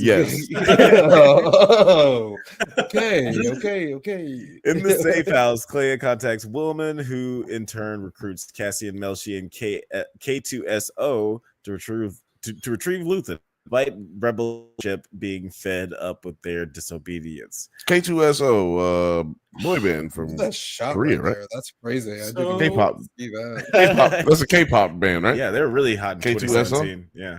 K2SO is great. So happy that Tudyk's back. That made me very, very happy. Yeah. Yeah, he's just so great as K2SO. Yeah. A wonderful character. He's just like, he came to a couple of shows, right? Alan. Shout out to Alan. Shout out to Alan. That scene in Rogue One when he does the no look one-handed shot, I laugh so hard every time I see that scene. Hey, shout out to Othelius. He said still better than Alex's drop. That is fair. Accurate, yeah, for sure. Shout out to Does It Hold Up? It's coming up, baby. It's coming up. Dietrich has here insight. It's coming past. Do not do it twice. Sorry. Dietrich gives here insight into Luthen's communications, and his team tracks Clea to the safe house right after Cassian and Melshi enter to retrieve her. And then K2SO goes entirely Terminator on the Empire. What did you guys think of this dope scene? Obviously, you thought it was dope, right? It was dope. Oh, yeah. Also, Levin Othelius' comment, K2SO, a.k.a. the sassy Terminator. That feels just like the correct way to describe Alan Tudyk in general. Yeah. It's the British Terminator from a guy who's not British. How do British people feel about people? I mean, just put it in how do British people feel about not British people? You're literally just talking to her right now. I think as long as it's Alan, as a non-Brit, I think as long as it's Alan Tudyk, they're like, this is cool. We're all right with this. Yeah. But yeah, no, don't get me wrong. That scene, everything with the K2SO part was fucking awesome. But one part that really threw me was like, it almost felt like Andor didn't really believe Clea, or was like downplaying everything she did. And it was like, one, bro, you should know better than to underestimate people. I mean, that's the majority of your missions, that's why you're able to pull them off. And two, I actually think that's also one of the issues of Clea having kept such a low profile for so long, that you're like, no, it's Luthen doing everything. His shopkeeping girl couldn't do it, you know? Yeah. What I really liked is that when Andor walked in and she was like, of course it's you. Right. And we get that, like, you know, there's so much stuff and like tension that probably happens between the years that we get to see. So for her to say that, like, you could really just get the sense of falling out, but also like there's a relief and also tension of like, it's almost like a Saw Gerrera moment of like, did they send you here to fucking kill me? Yeah. Did they send you here to get rid of me? Right. Like, why are you trying to like get me out? Like, you know, she just killed her dad and she's just like heartbroken and just like, but like the last thing that she can do is send this message out. And it's like, oh, you're the one here to kill me, aren't you? There's this paranoia that they're not sure of. But yeah, I love that she does live, because I was fully expecting her to die. Definitely, and I agree with you. I was glad she did. Sorry, yeah. I'm sorry. I was looking at these comments. Talking Turd says it sounds very unauthentic when Americans speak with British accents. That might be because Americans think there's only one British accent. Hold on. And then Othelia says at Talking Turd, we need to find someone to balance the scales because y'all been playing us for decades. But also, I just want to point out, okay, it's on both sides. It's on both sides. Like, it happens all the time. Me and Alex are always complaining about, especially when they do British to American actors in something that has no, like, it's space. We in space. British people can speak with a British accents because we in space. And American accents, they can just be American. They don't have to be all the things. In Halo, inexplicably, there were like all the white British actors could use their accents, and all the black British actors had to be American. I did not understand that. I don't understand this. Yeah. My junior prom, we were given tickets to a random concert that was just next door to where we were having dinner. And it was a band called Ghost of the Robot. And that was when I learned that James Marsters, Spike from Buffy, is from Long Beach. Yeah, right. He does a great British accent. I always believed his, at least in the later seasons. I always believed his. Yeah, no bullshit. I mean, some people can do one. Some people can do one. Yeah, him and the woman who played what was her name? His crazy girlfriend. Delilah. Hey there, Delilah, and we move on to the show. I'm learning right now that she wasn't British. I was today's years old. But yeah, then I did really like this this scene. I mean, like I feel like it was uncharacteristic for them not to fully believe her straight away. It makes sense when the council doesn't later, but it's like whatever. Wait, who didn't believe him right away? When it seemed like Andor, like they were saying before, like they were saying before. No, I don't think that it did. I don't think that. I think that they were just like, bitch, who cares? We need to get the fuck out of here. Like, it wasn't like he didn't believe her, but he was just like, okay, but we gotta go. Like, at first he was like, where's Luthen? At first our cab is leaving. Exactly. At first he was like, where's Luthen? Okay, she explains Luthen died, and he was like kind of torn up about that. Like, hold on, what the fuck? What happened? But then she explained it, and he's like, okay, we gotta go. Yeah. And then she's like, no, I gotta explain more. And he's like, okay, that's cool. But you need to say all this shit to them. I'm not leaving you here. You know what I'm saying? Yeah, that was kind of the. No, yeah, I really liked that aspect of it for sure. Like that way he was just like, I can't leave you. Like, because she seems pretty resigned to just stay there and die. And they don't know the urgency of it. They don't know that Empire stormtroopers are right down the hall. Right Well, I mean, but at the same time, they know that they can't stay in one spot for too long, and it's just like They're assuming that they're coming to get her. Like that. That's the assumption. That's why they're coming to get her. Right. Right. I don't know. It felt to me like he was like almost placating her, or like talking down to her just a little bit. Like I don't know. It's just a feel I got. Well, no, I do think that he was talking down to her. I just think he was talking down to her. Well, she was like rambling off of like Gorman, crystals, and fucking, like that's what you need to know. How the fuck? She sounds like Saul Guerrero, like just hopping Rhydonium, just sitting next to an exhaust pipe. Yeah, woman's like gasping for air. No, bro, don't be sitting here trying to talk about her drug habits, bro. That's not what we're talking about today, bro.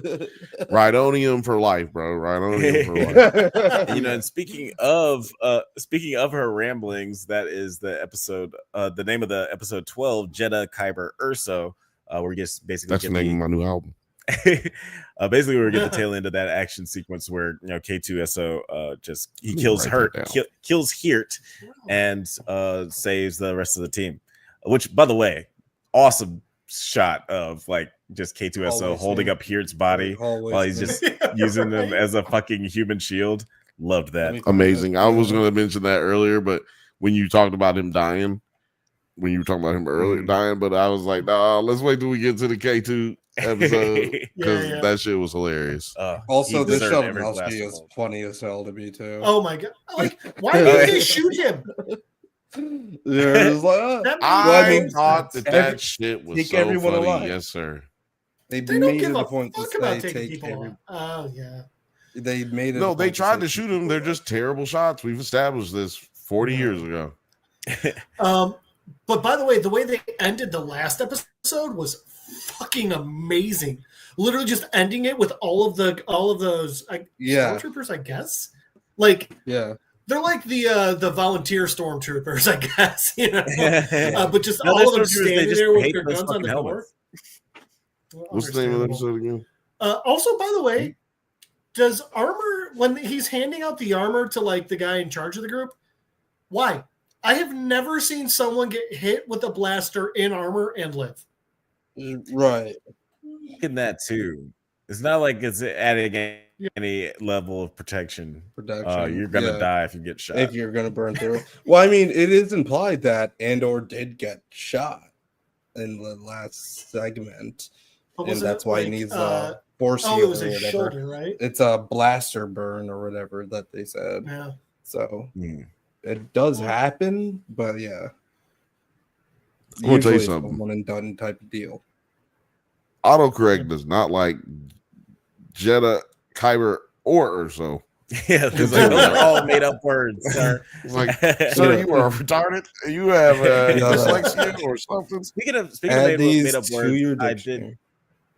Yes, at least to your dictionary. Speaking of made up words, before we move on to the next bit, I do like just how this show uses its terminology and just makes the world feel much more rich. Like the way that they explained how they traced Clea's radio signal is like, none of these fucking words exist.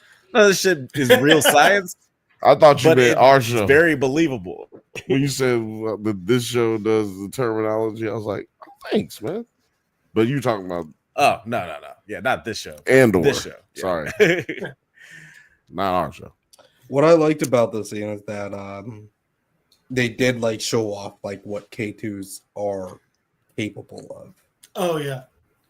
Well, and this season. More so because K2SO, like he's got his own brain basically. Like whereas the other K2s are just like, hey, you're a toaster, go toast. Mm-hmm. Right. Like, K2SO, he's creative. That's what it is. Yeah. Like, I'm not going to get blasted. And I didn't realize that there was like my that, boy Wash. Hold that up now. What's that? Yeah, what is that? That's the Serenity comic book. Do we care? Holy tits. Are we caring about that? Why'd you gotta? But yeah, with K2SO, like I think like what they have like made clear is that there's different blaster bolts.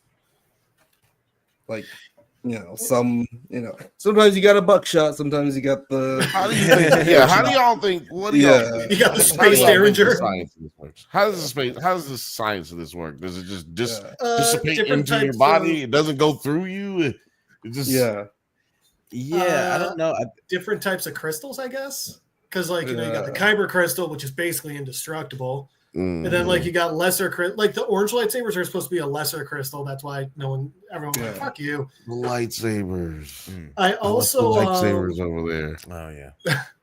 I also read something where they were talking about like Mandalorians, and one of the reasons they were so good at fighting Jedi, where they were also like, oh, they can deflect bullet or laser blasts. So like some of them started using like bullets again. So they'd shoot, and the Jedi would be like, all right, fine. But then after it went through, it would just become molten metal that would then splash them. Oh Jesus. Right? Oh, that's pretty badass. Awesome. Yeah. Brutal.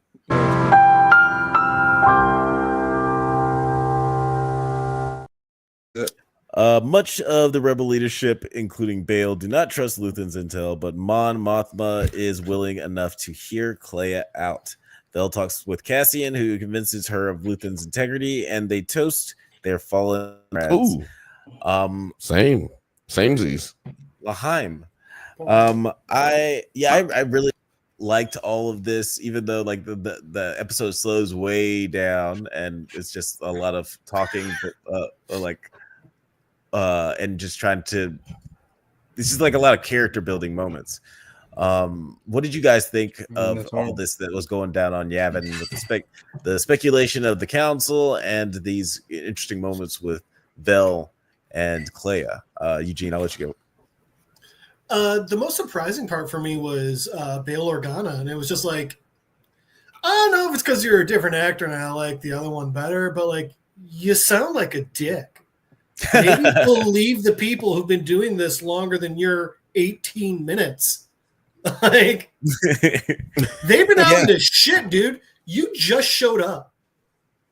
But their main goal is to like keep this protected, and I kind of understand. Well, again, it's kind of like one of those things where we need them to get to a certain point because of how everything works out. This is a prequel, and they need to be a bit naive and a bit less trusting. And I think with Luthen being set up as like a not Saw Gerrera type, but also just like a person that you're not really willing to side with all the way. I I think is the point here. All of these people were pampered and not in the shit, but they are very great delegators. And delegation is way harder than, way harder than we actually have to deal with when you're not in that position. Being safe when it's just the start of the rebellion and everyone is on Yavin 4, that's important to like stick with. That's all I'm saying. Stick with it. That's all he's saying. She didn't know that this was like what was about to save him. I did appreciate the fact that he did kind of come off like a dick. That these people aren't perfect. Like they add flaws to these people. It's not like they were just like, all right, yeah, let's start the rebellion. It's built on hope. Like we didn't just go Kermit the Frog. Yeah, I don't know. I don't know. I would also say they set it up because Andor was constantly breaking protocol. Oh yeah, he was like Poe Dameron, but got away with it. He's like that pretty bitch who knows you ain't going nowhere. She's like, you need me. Yeah, motherfucker, you need me. Shut up. I'm coming home when I want to. Shut up. Right, yeah. And he always brought back results. So they always coming back with that cheddar. Come except back. for that one time. Except for that one time. In band camp? That little guy, we don't need to worry about that. But Marvel Star Wars Fanatic says, I like Benjamin Bratt, but him as Bale did not work for me. I'm used to Jimmy Smits, and he literally just came back in both Rogue One and Obi-Wan Kenobi. So we talked about it last week. He's actually filming. It was that he is literally filming something else right now in New York, I believe. So he was just unavailable. I agree with you, but I'm also not sure if it's that I don't like Benjamin Bratt in the role or that I'm used to Jimmy Smits. Kind of like, The Last of Us. It's like I'm just used to Ashley, I forget her last name, as Bella. So that it's kind of hard for me to accept. I'm sorry, as Ellie. So it's kind of hard for me to accept Bella as her. I don't know if it's because I got the other one first. Yeah. I actually really appreciated how Benjamin Bratt took on the rent. I literally watched this to Rogue One, and I did not care of the difference. He doesn't play that big of a role, and honestly, when he delivered the line, "May the Force be with you," I was like, "Oh shit, this all works." Sandy B. Oh shit, this is a Star Wars show. Yeah, I didn't have a problem with the change either. And then later on, as a rebel informant associated with Saw contacts Yavin 4, begging to talk with Cassie, and the rebel leadership realizes that the evidence is too great to be a trap and agrees to let Cassian and K2SO fly to Kafrene to meet the informant. I did like how they had not Admiral Akbar be like, it's not a trap. You guys... But this right here is hilarious with Saul being like, you have no idea where I am. It's like, Saul. we know you're on Jeddah. You're on Jeddah, bro. You don't know that? We know it. There's a fucking Star Destroyer over your head right now. You have no idea, bro. He doesn't realize I could be anywhere, dog. I could be anywhere right now, bro. He doesn't realize the camera's showing the intersection right behind him. Yeah. Right. Yeah. His zip code is right behind him. You need to work with us right now, please. You have no idea. No one knows where I am. Oh god. It's just fucking it's just Shaq hiding behind a tree. Oh man. But But yeah, I did like how like this was all wrapping up. Just kind of just the denouement, where it just kind of leads us right into it's very much of a wrap up episode. And I did love how like when Partagaz all the bridges. yeah, you got to tie everything up. I did like the little moment when Partagaz, when he kills himself, like the you hear the blast. Oh, sorry, it's paragraphs. So you're right. But like right a bunch of after sentences grouped together, yeah. Exactly. After you go off, you see the stormtroopers react for a moment, and then dude just put up. I liked that little moment. Yeah, yeah. You know why I liked it? Only because in real life, that did not. There was no blaster sound. Yeah, so those guys reacted like classic stormtrooper, and they were just like, all right, cool. It's like I really didn't want to do anything, but I heard a gunshot, so I felt like I was supposed to go in there. Yeah. It actually wasn't scripted. It was just those are really uncomfortable outfits. Yeah. Right. They both had to pee simultaneously. So. Let's get the fuck up out of here. Is there a bathroom in there? Shooting. It's done, right? Like he killed himself, right? We gotta. Nope. The bathroom is not. Do we have a custodial staff? That's not our job, is it? We don't gotta clean that up, do we? Yeah. No, stormtroopers. Fuck, come on. Never seen a janitor in the Empire. I'm kind of suspicious, actually. I'm pretty sure that's those little boxy rectangle droids that drove around. How can Finn's job be toilets and he out here killing people?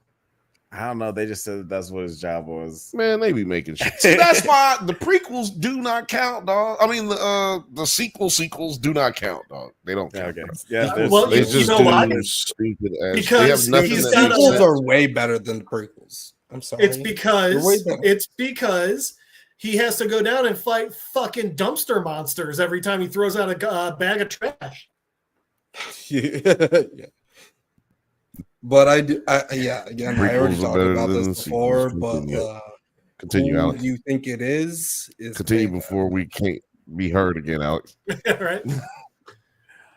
But yeah, Clay accepts her role on Yavin 4 with Wilman, Mon, and Vel on Mina Rao. B2 Emo plays with another droid, while Bix cradles a baby as she looks wistfully toward the horizon.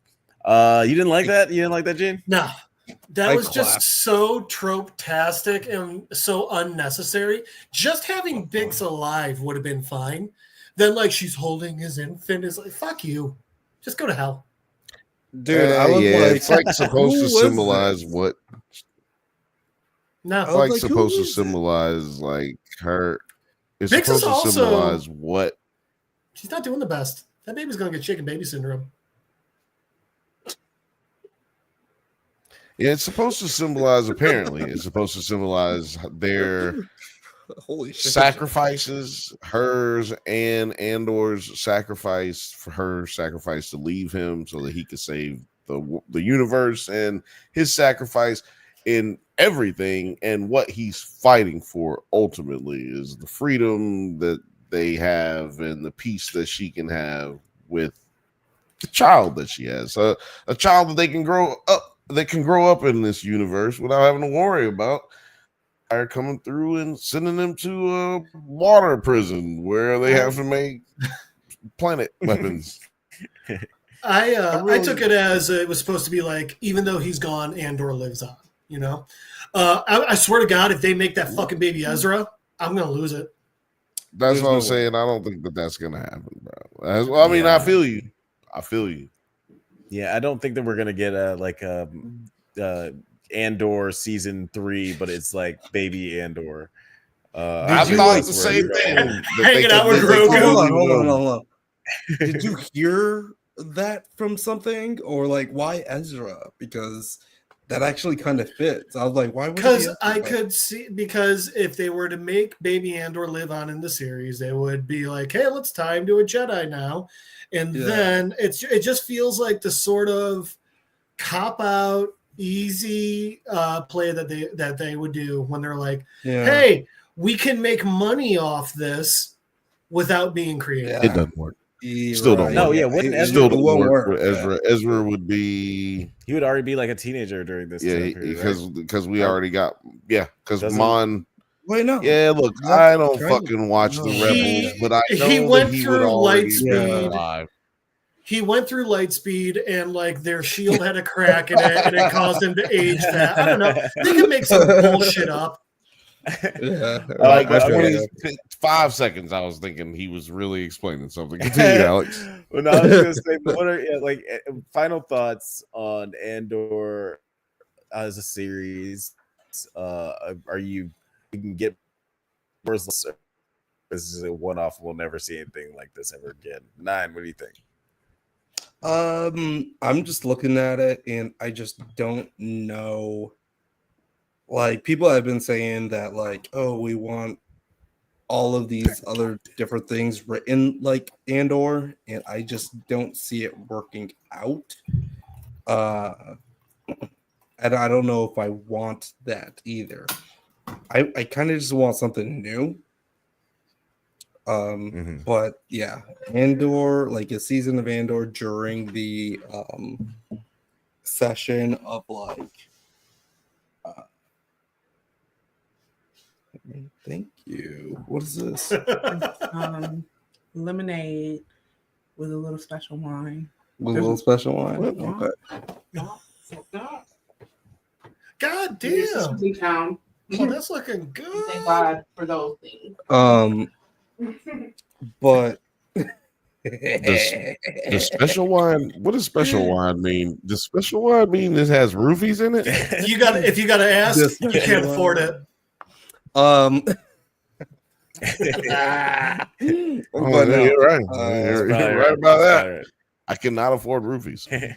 But with the aspects of like the continuation of like Andor type of writing, I think, you know, we could just like move on. Maybe like if it's like on the High Republic or something. I think there should be themes that Andor has and like writing styles that Andor has that should be applied to Star Wars. They should just like learn from it. They shouldn't just like recreate it. You know what I mean?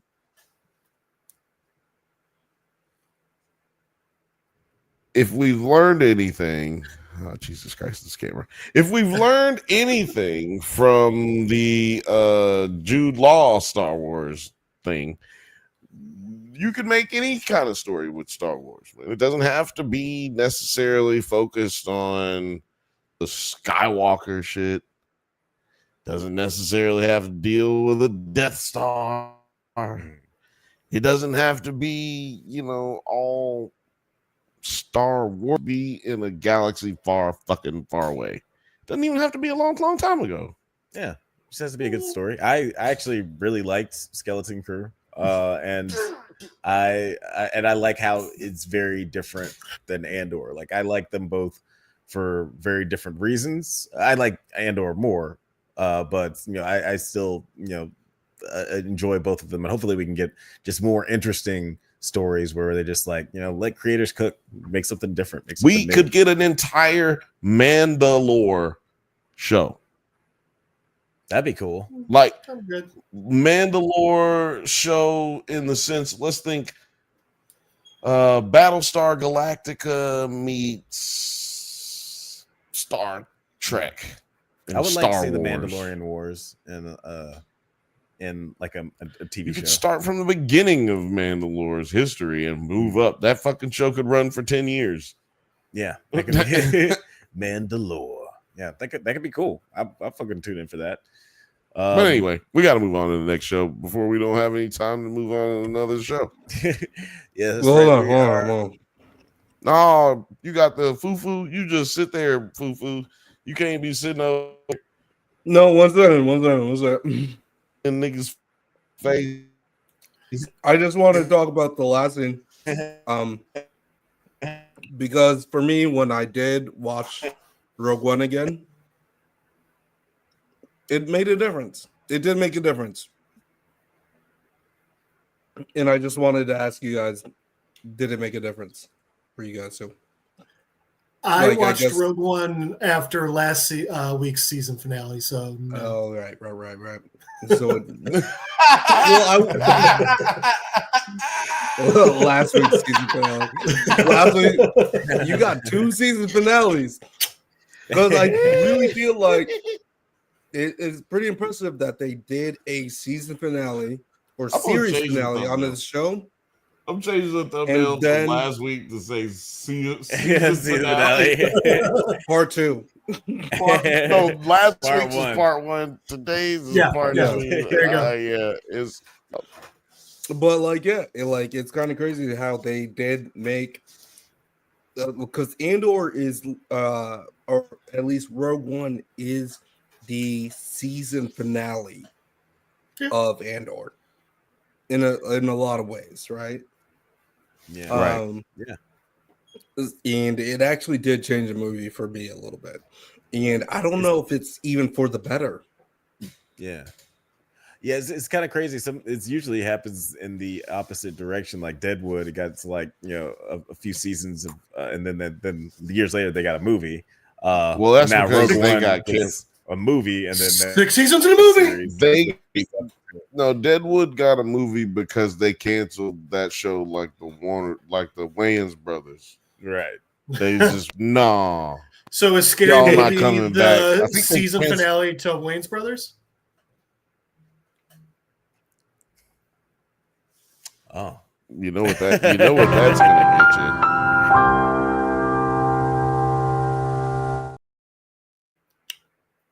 But no, I just said like that happens a lot. Veronica Mars. You get the TV show, then the movie special, and it seems like this show weirdly did it backwards, and also being a perfect lead into A New Hope. It's just a well. I didn't know there was a Maul Shadow Lord show, so kind of. I would like to hear more about. I would like to hear and see more about Maul. I love Sam Witwer's Maul. Mm-hmm. I would like if we keep doing more Star Wars stuff, I would like us to do more. I don't want more Skywalker. I don't necessarily. I think this showed us we don't necessarily need Jedi. I think a show before Maul about Dathomir in general would be really cool. Mm-hmm. Yeah, if Acolyte was written like Andor, it would have been awesome. Gotcha. I think that the High Republic type of thing written like Andor would be awesome. I just revisited Solo, and that movie's really fun. It holds up, man. It's a really fun movie. Or I like that movie. Yeah. Check out our top 5. Check out our 5 Star Wars movies of all time. Or if we were to get another Jedi one. Oh, sorry, go ahead. Oh, we're doing that. We're doing that again. Let us know what you guys thought of Andor. Where does it rank amongst your Star Wars media? And let us know what your what all of your top 5 Star Wars movies are. Let us know what your list is. Kinda. Just put it in the chat. Yeah, just put it in the chat or the comments. Put it in the comments. Don't come up to me and talk to me about it. Yeah, I was going to say, don't DM me, please. Don't talk to me about it. But we're gonna move on to our last topic of the night: HBO, The Last of Us, Season 2, Part 2. Who's to say? Season 2, Part 2. But it is still.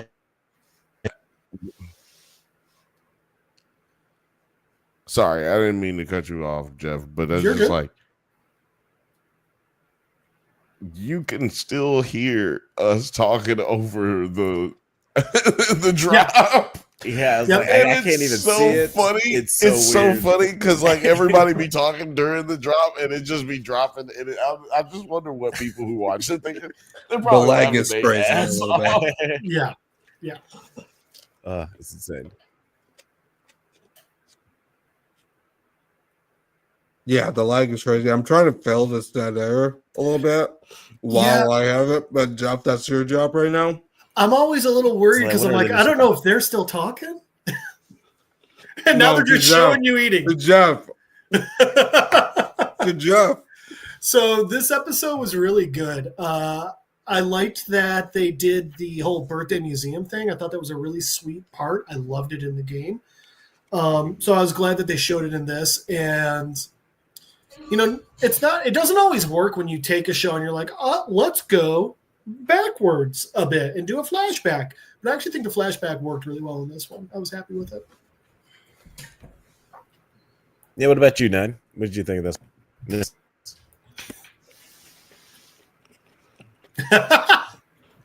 Like, honestly, stop. Every episode we've done for like last month have been pretty weird. But yeah, this is actually one of my favorite episodes of the series so far. I feel like it made me want to go back a little bit, and it reconceptualized a lot of like how Joel operates, and also the tension that was built up with Ellie. I had no idea because I did know about the first game. I have very little knowledge of the second game. So good. And I wondered like how they're going to get to this point. And I like how they do it where Joel is like the sweetest guy ever. Like just so sweet, so loving. And then it's just like, oh, this guy is a fucking liar. Yeah, but I don't know. He is. But like, he's a liar. Okay, but my thing is like sit on a throne of lies. Yeah, exactly. That point where they're with Gale after, I mean, and Eugene's body's just laying there when Ellie like goes, no, he's lying, and she tells Gale the truth. That actually, like, I thought that was selfish of Ellie because she took a really nice, peaceful thing from Gale. It wasn't that she took it from Joel. It wasn't that she made Joel seem like a bad guy. It's that Joel was in this painful, horrible world. Joel was giving Gale a little bit of peace. And by the way, he was right to kill Eugene. I don't think so. Not in this episode. I do not think so. No. There was so many different ways that it could work out. There was time. There was precautions you can make.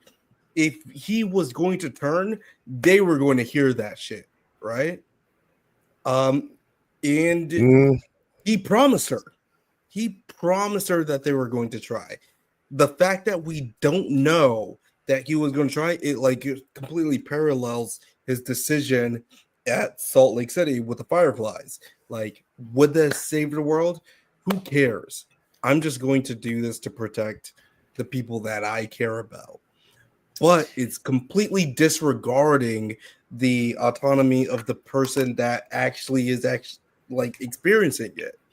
So why not? Like, you have the safe protections, you have the way to do it, and Ellie saw through that shit and called him out. Joel is a good guy, but he's very beleaguered of like how he sees the world. And I loved that they opened it up with that 1983. I was like, where the fuck are we?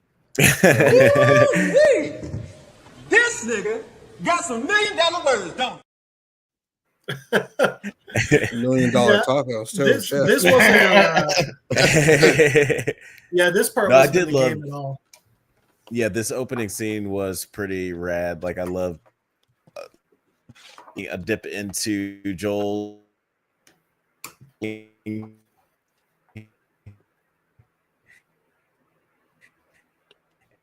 take of course we. So I don't know. I mean, I'm still thinking. Jeff is. Yeah, we can't see your face. No, we can't see you stuffing your entire face.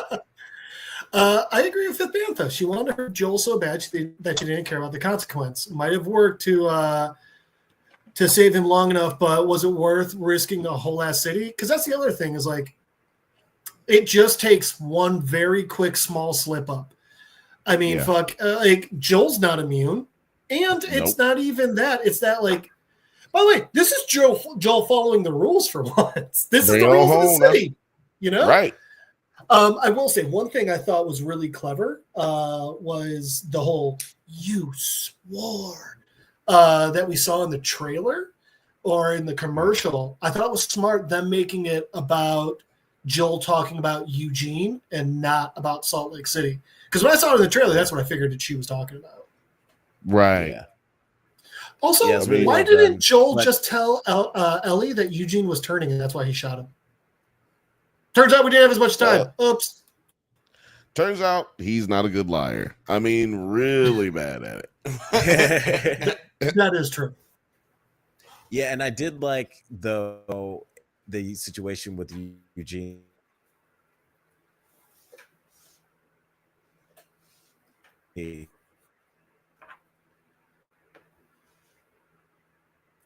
Oh man. Go out right there. Yeah.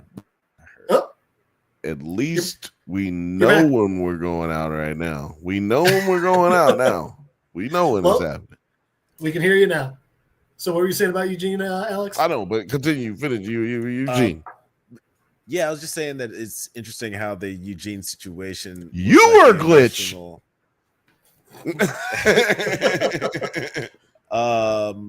Yeah, I just liked how the Eugene situation was an emotional catalyst for Ellie to confront Joel about Salt Lake City. Like I thought that was well, she's like, I've seen you lie like this before, and help but to like confront you. So with that part, I'll come back to that part in a second. No, I'll say that part. I'll say this part now. So in the game, there's I mean, Eugene's not a part of the game that I can remember. What happened in the game was Ellie actually ran back to Salt Lake to look at the hospital, and that's where Joel catches up with her and tells her the truth. And if you ever get the chance, you really should watch the game part where we see that confrontation. Holy shit. I think her name's Ashley Johnson. When she breaks down in the game, she's literally like losing her breath. It is amazing. It's a game, but it's legit acting. But the interesting part was, so that's about like midway through the game, whereas the porch scene is actually closer to the end of the game. It might be the very end of the game. And I kind of like the way the game did it for a couple of reasons. One, it gives you like a little hope and happiness within the darkness of this universe they made. And happiness. But it also kind of made sense to me more because it was like, okay, Ellie has more time to process this, and then come to the, I would like to forgive you moment. So I don't know. I'm not sure how I felt about the spacing in the show, but I didn't hate it. I did like both versions. I just like the game version better personally.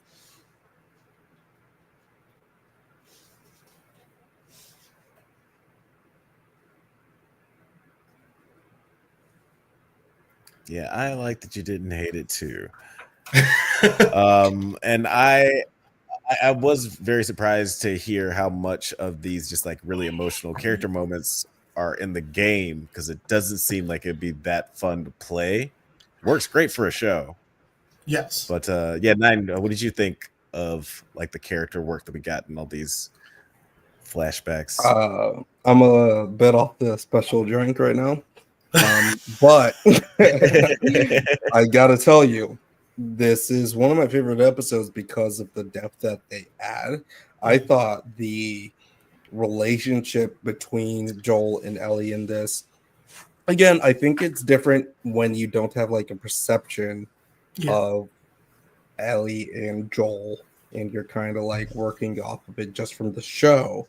A lot of people have been like, oh, that's not Ellie. But like for me, I don't care. Bella's doing a good job. Yeah. She's doing a great job to me. And when she was what do y'all think that's dinosaur, about?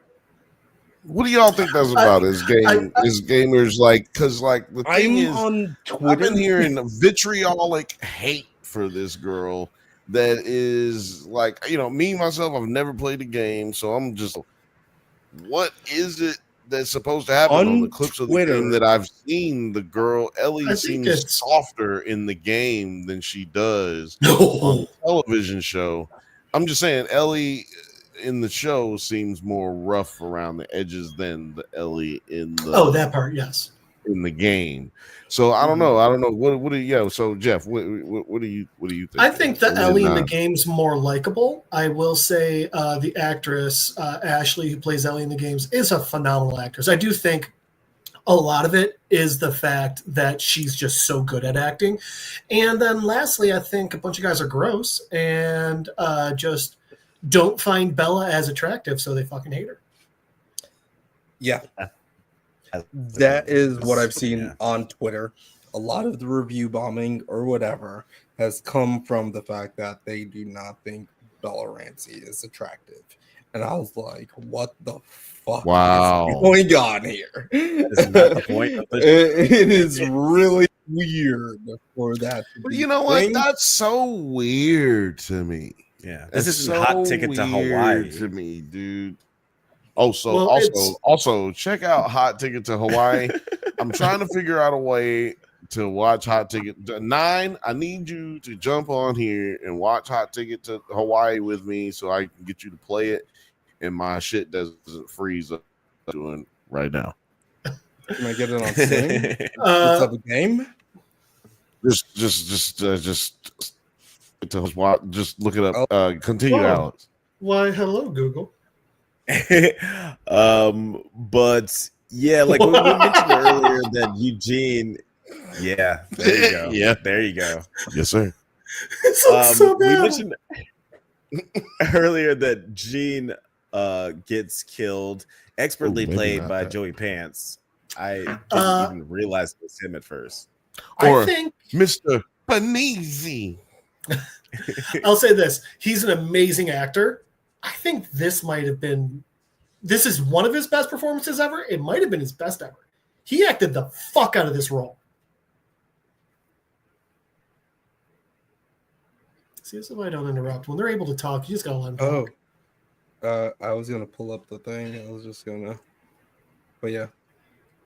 This is where Eugene is like, Joel is a fucking liar. I'm so surprised that you're like taking Joel's side on this.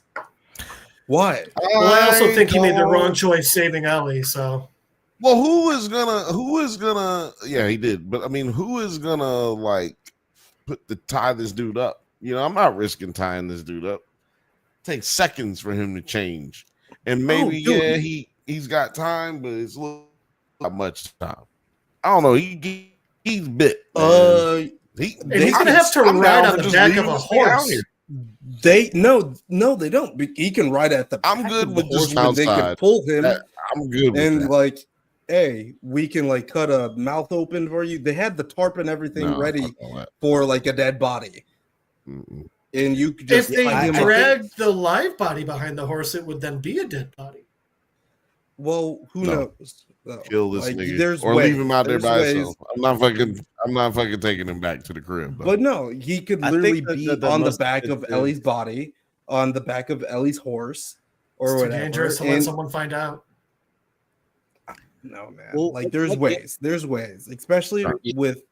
So why promise her? That's probably the thing that I'm most to give her peace too. Yeah, I think that's like what Gail mentioned in a previous episode. Where she said that I hate you because you killed you. Mm-hmm. She was like, it's about the way you did it. Yeah. And I think that is like the most offensive thing. Because she knew he had to die. Right. So, but it like the fact that he lied about it, and also the fact that he didn't even give him a chance. Like I think the giving him a chance to come to the gate, that could be debatable, but he straight up lied. And about giving him a chance. So I think I have to straight up use the bathroom. So best of luck. I believe in you.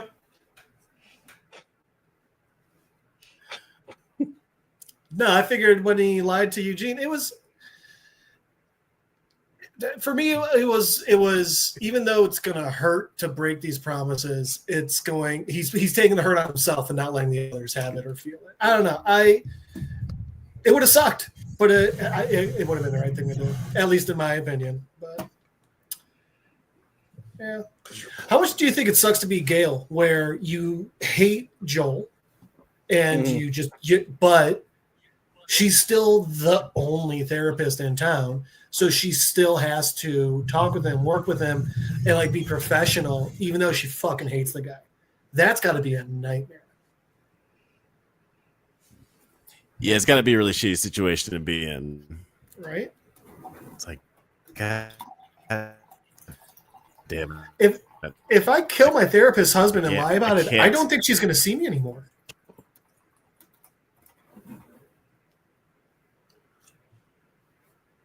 We love you guys. Okay, so we got everything's working great over here. Yeah, I also hated the multiple flashbacks in the game. To be honest, I'm glad they got them out in one go. That's good. Gamers suck as usual. That's what.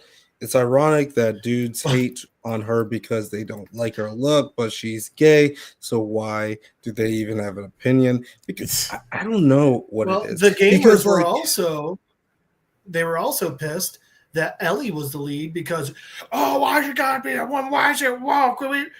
No white guys aren't allowed to have roles anymore. And it's like, you can shut the fuck up, you fat ugly shit. Yeah, like it's a lot more interesting, than having just one white dude be the hero of every single thing. The fact that they gave you this game and then in chapter 2 of the game killed the main character of the first game, fucking brilliant. It's beyond so it being about just like white male dudes versus female lead characters, it's just so much more. Damn it. I'm one of those white male dudes and I don't like them. Athelia says, I can't believe I'm saying this, but I'm with Joel. Y'all know how I get down. He looking at the flowers. I'm just not lying about it. Okay, so like that's the thing, is like, why are you lying about it, Ellie? And I really love the fact that that's what like completely made it click to her that you're a fucking liar. You lied to me, you're lying to them, and I'm not going to stand for it anymore. That's what like makes me feel like Joel is wrong, because I'm coming at it from Ellie's perspective and her like completely realizing that she didn't have to practice these questions, because she's not dumb. She's not dumb. I love how they opened it with the years going on and her practicing these questions. Like, yeah, she's not dumb. She knows exactly what questions to ask. Like, how the fuck does that ever happen? But the thing is, she's also still a teenager, and like, so that for me the most comes through with her speech at the end. Good dad, yeah. Mm-hmm. When she's talking about how, and she says the same thing in the game. She says, I should have died. I was supposed to die at that hospital. My life would have fucking mattered. And that's the thing. That's not true. Her life does matter right now. She's saying is, no, to a lot of people. What she's saying is her death would have mattered. And the problem is she feels a guilt over that. She's feeling basically survivor's guilt. And I wonder how much of that is because she is younger. Don't get me wrong. Like, again, yeah, Joel should have let them cut her fucking head off. But her life still matters just because she wasn't able to be a sacrificial lamb. And I think that's something that, like, it's hard for a lot of people to accept, especially in this situation. But, yeah, for me, it was a lot of, like, she's confusing her life mattering with her death mattering. And I don't know, that was a big sticking point for me. Honestly, when I played the game and saw that scene, I was like, kind of like, I don't agree with her, but I don't know why. It wasn't until this episode that I understood why I was feeling that way.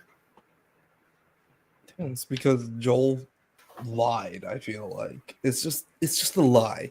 There is no reason for them to lie. And there's echo now. I don't know. I got it. But there is a very like reasonable way of action where they could have let Eugene live or like even tried, but they didn't even try. And the fact that Joel just lied to her is the thing. I think you got that wrong because Ellie technically did try. She just didn't realize it wasn't going to work. What with Eugene? Wrong. Yeah, Joel didn't try. No, yeah, I'm saying that's what I'm saying. Like he said that they were going to try. It's a group project. I'm going to try. Are you going to try? Yeah, I'm going to try. And then but she sucks at the math. But she sucks at math, so you don't let her do that part. So at a certain point, it's just like, okay. So how hard is she sucking out? Them. Oh. That's the perfect time to come back in. Yeah, there you go. But no, it was an awesome lie to in the same way, and he was like, I swear that's what's going to happen, and then he did a bold-faced lie to someone else. So, like, of course she's going to realize that. I mean, but how does it help? He Gail was saying, lying. "Hey, I shot your husband in the face." Yeah, but at the same time, what she's going through is that she is trying to figure out is Joel was Joel telling the truth? Take the Ellie out of it. For Gail, what's a better situation for her to believe going forward that her husband had this peaceful acceptance and exit, or that Joel was like, we're totally going to save you. Here, pet the rabbit. She accepted the lie. She accepted the lie, but she also accepted the truth at the end. They're able to come down and like talk to each other about it. There was no reason to lie about it. I disagree. But she did accept it. They do. This nigga got some $1 million words, don't he? She has said she hates him. Yeah. Absolutely. I think we're just on opposite ends on this one. She has the right to. She has the I right to. agree with you. Because he did. Well, why you pouring me? I'm right.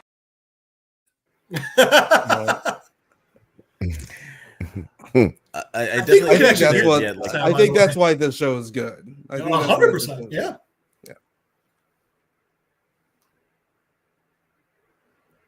Banthas. Thank you. I believe in you. What's up, Bantha? It's a wonderful day in the neighborhood.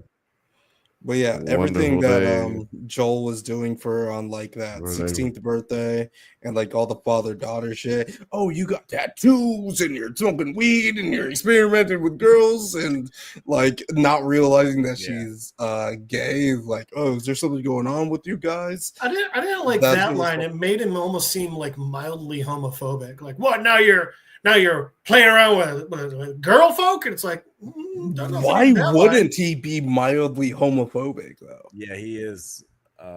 Why? Because they're living in a post-apocalyptic world, so who cares? Yeah, but like there are people that have lived in the world post-apocalyptic world post 2003, right? Yeah, it's post 2003. Joel's lived life in the real world more than in post-apocalyptic world. So yeah, they had just revoted to make gay rights illegal again. Like they had just done that. So yeah, and Joel's from Austin. Maybe if he was from Houston, but Austin, come on now. No, yeah, you're right. And I love that. Like it just, of course, they jump back to 1983, and it's him as a kid. Like just the way he grew up, I can see him being like, oh, that's not okay. But then we see the whole New Year scene from his perspective and how like strong he protected her. Like he goes from opposite sides on the spectrum very sternly. It was 3 years. Yeah, love that scene with his dad and how he makes that sort of off turn and how Joel like brings that back up with his conversation with Ellie.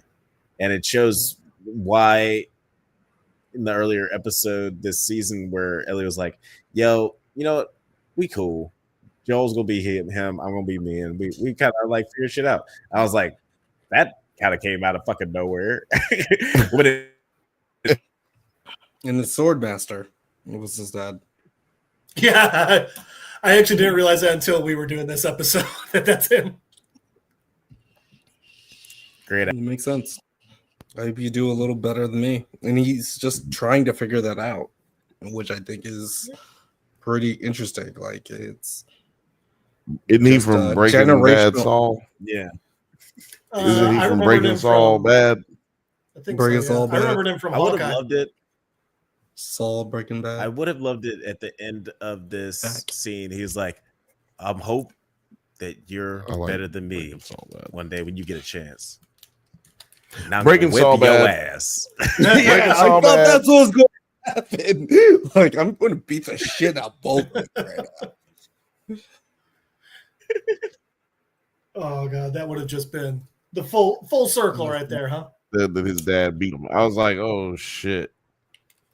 Yeah, because at that point it would have just been Felt funny ass. if he beat their ass.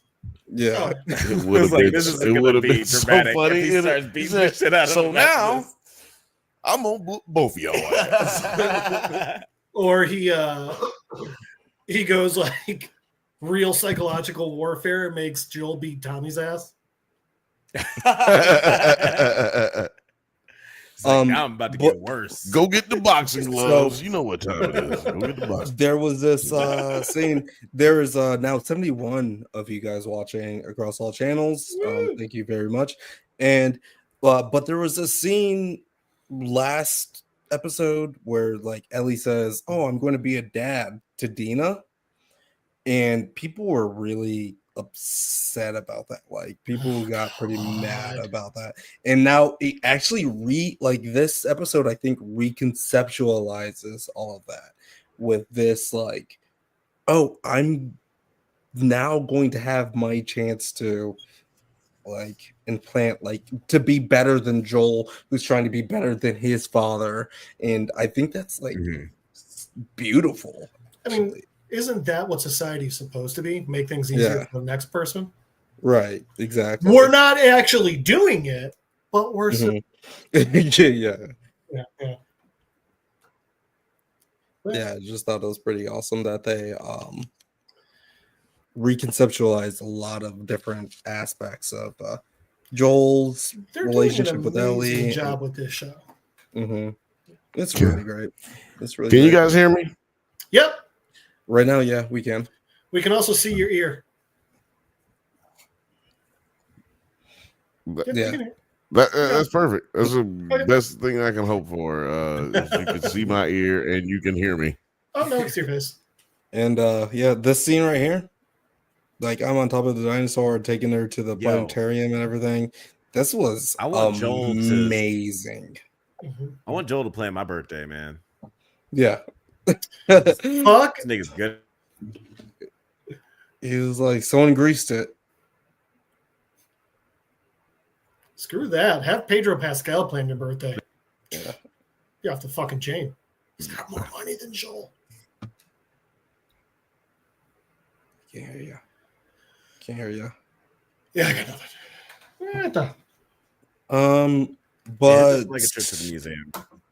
So now, after beating the game, I know what they're going to do for season 3. Oh, you're done. Okay. Yeah, I beat it last Tuesday. So I know what they're going to do with season 3. I don't know how I feel about it. And I'm really interested about how they're going to wrap everything up, because season 3 should be as long as season 2, but then there would only be like a 3-4 episode wrap up for the whole thing. So I just don't know. I'm interested to see what they do with it.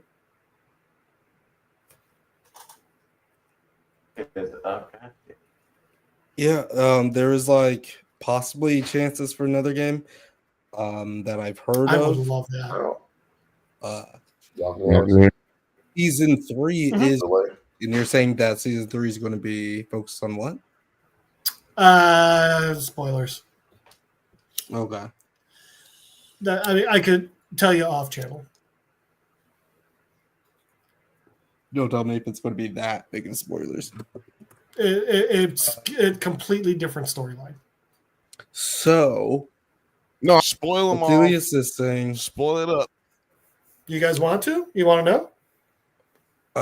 Hold. I want to know it. I think I want to know after next episode. After next episode? Okay. Next no, Alex episode, is like, I don't want to know. Yeah, nah, Alex doesn't know. I don't even watch trailers, bro. I'm betting you cash money the last 2-3 minutes of the next episode will let you know what season 3 is going to be. Okay. Othelia says, Well, y'all gotta understand Tejanos can be some of the biggest Trump supporters, Latinos out there. They can be on that I came here legally shit.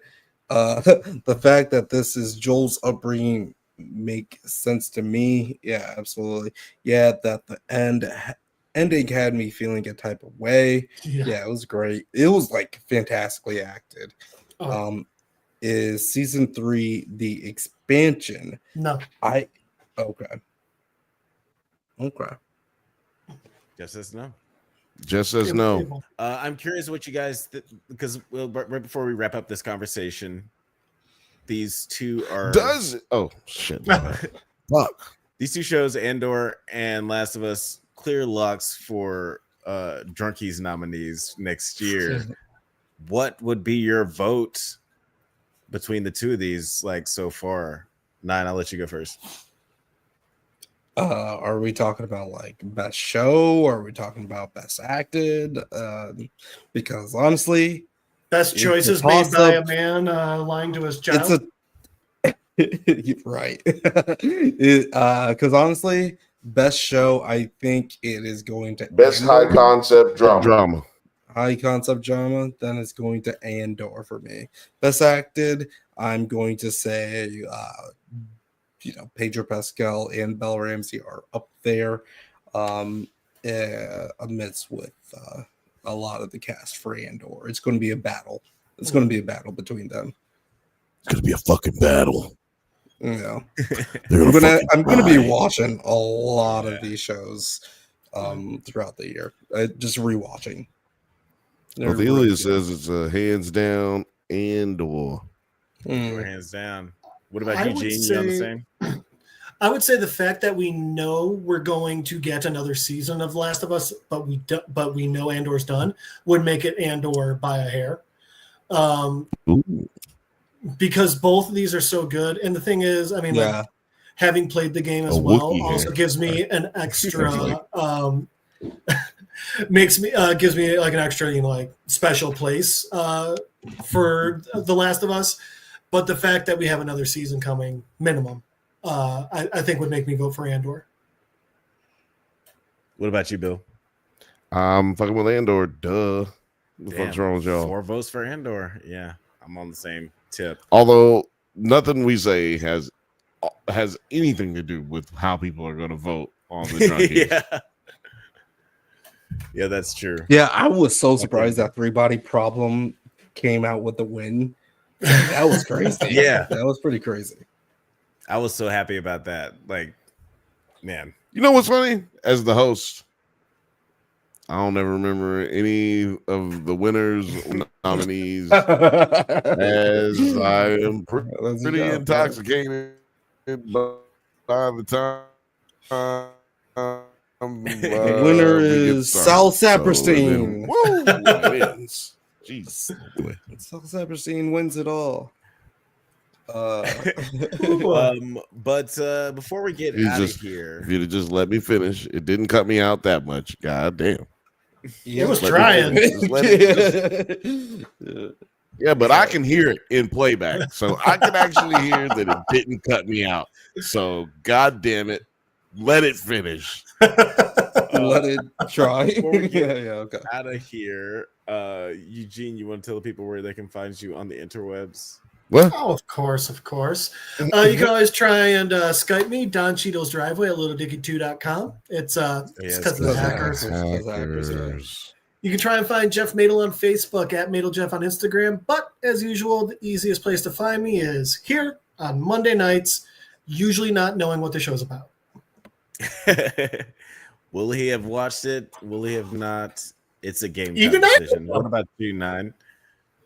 Yeah, you can find me at 9nerdyards. That's on YouTube, Instagram, TikTok, Twitter, and Blue Sky. We also have a Discord where it is popping off. You can check people that are in the chat and out of the chat, just hanging out. I'm pretty sure Shivam, who is my buddy that I've met from YouTube, he is in Cannes right now. And he just sent me a photo with. Is that a prison? Stanford. What is that? Cannes, the Cannes Film Festival, where Pedro was just at. And he literally just sent me a photo with him and Lakeith Stanfield just hanging out. Fuck and you.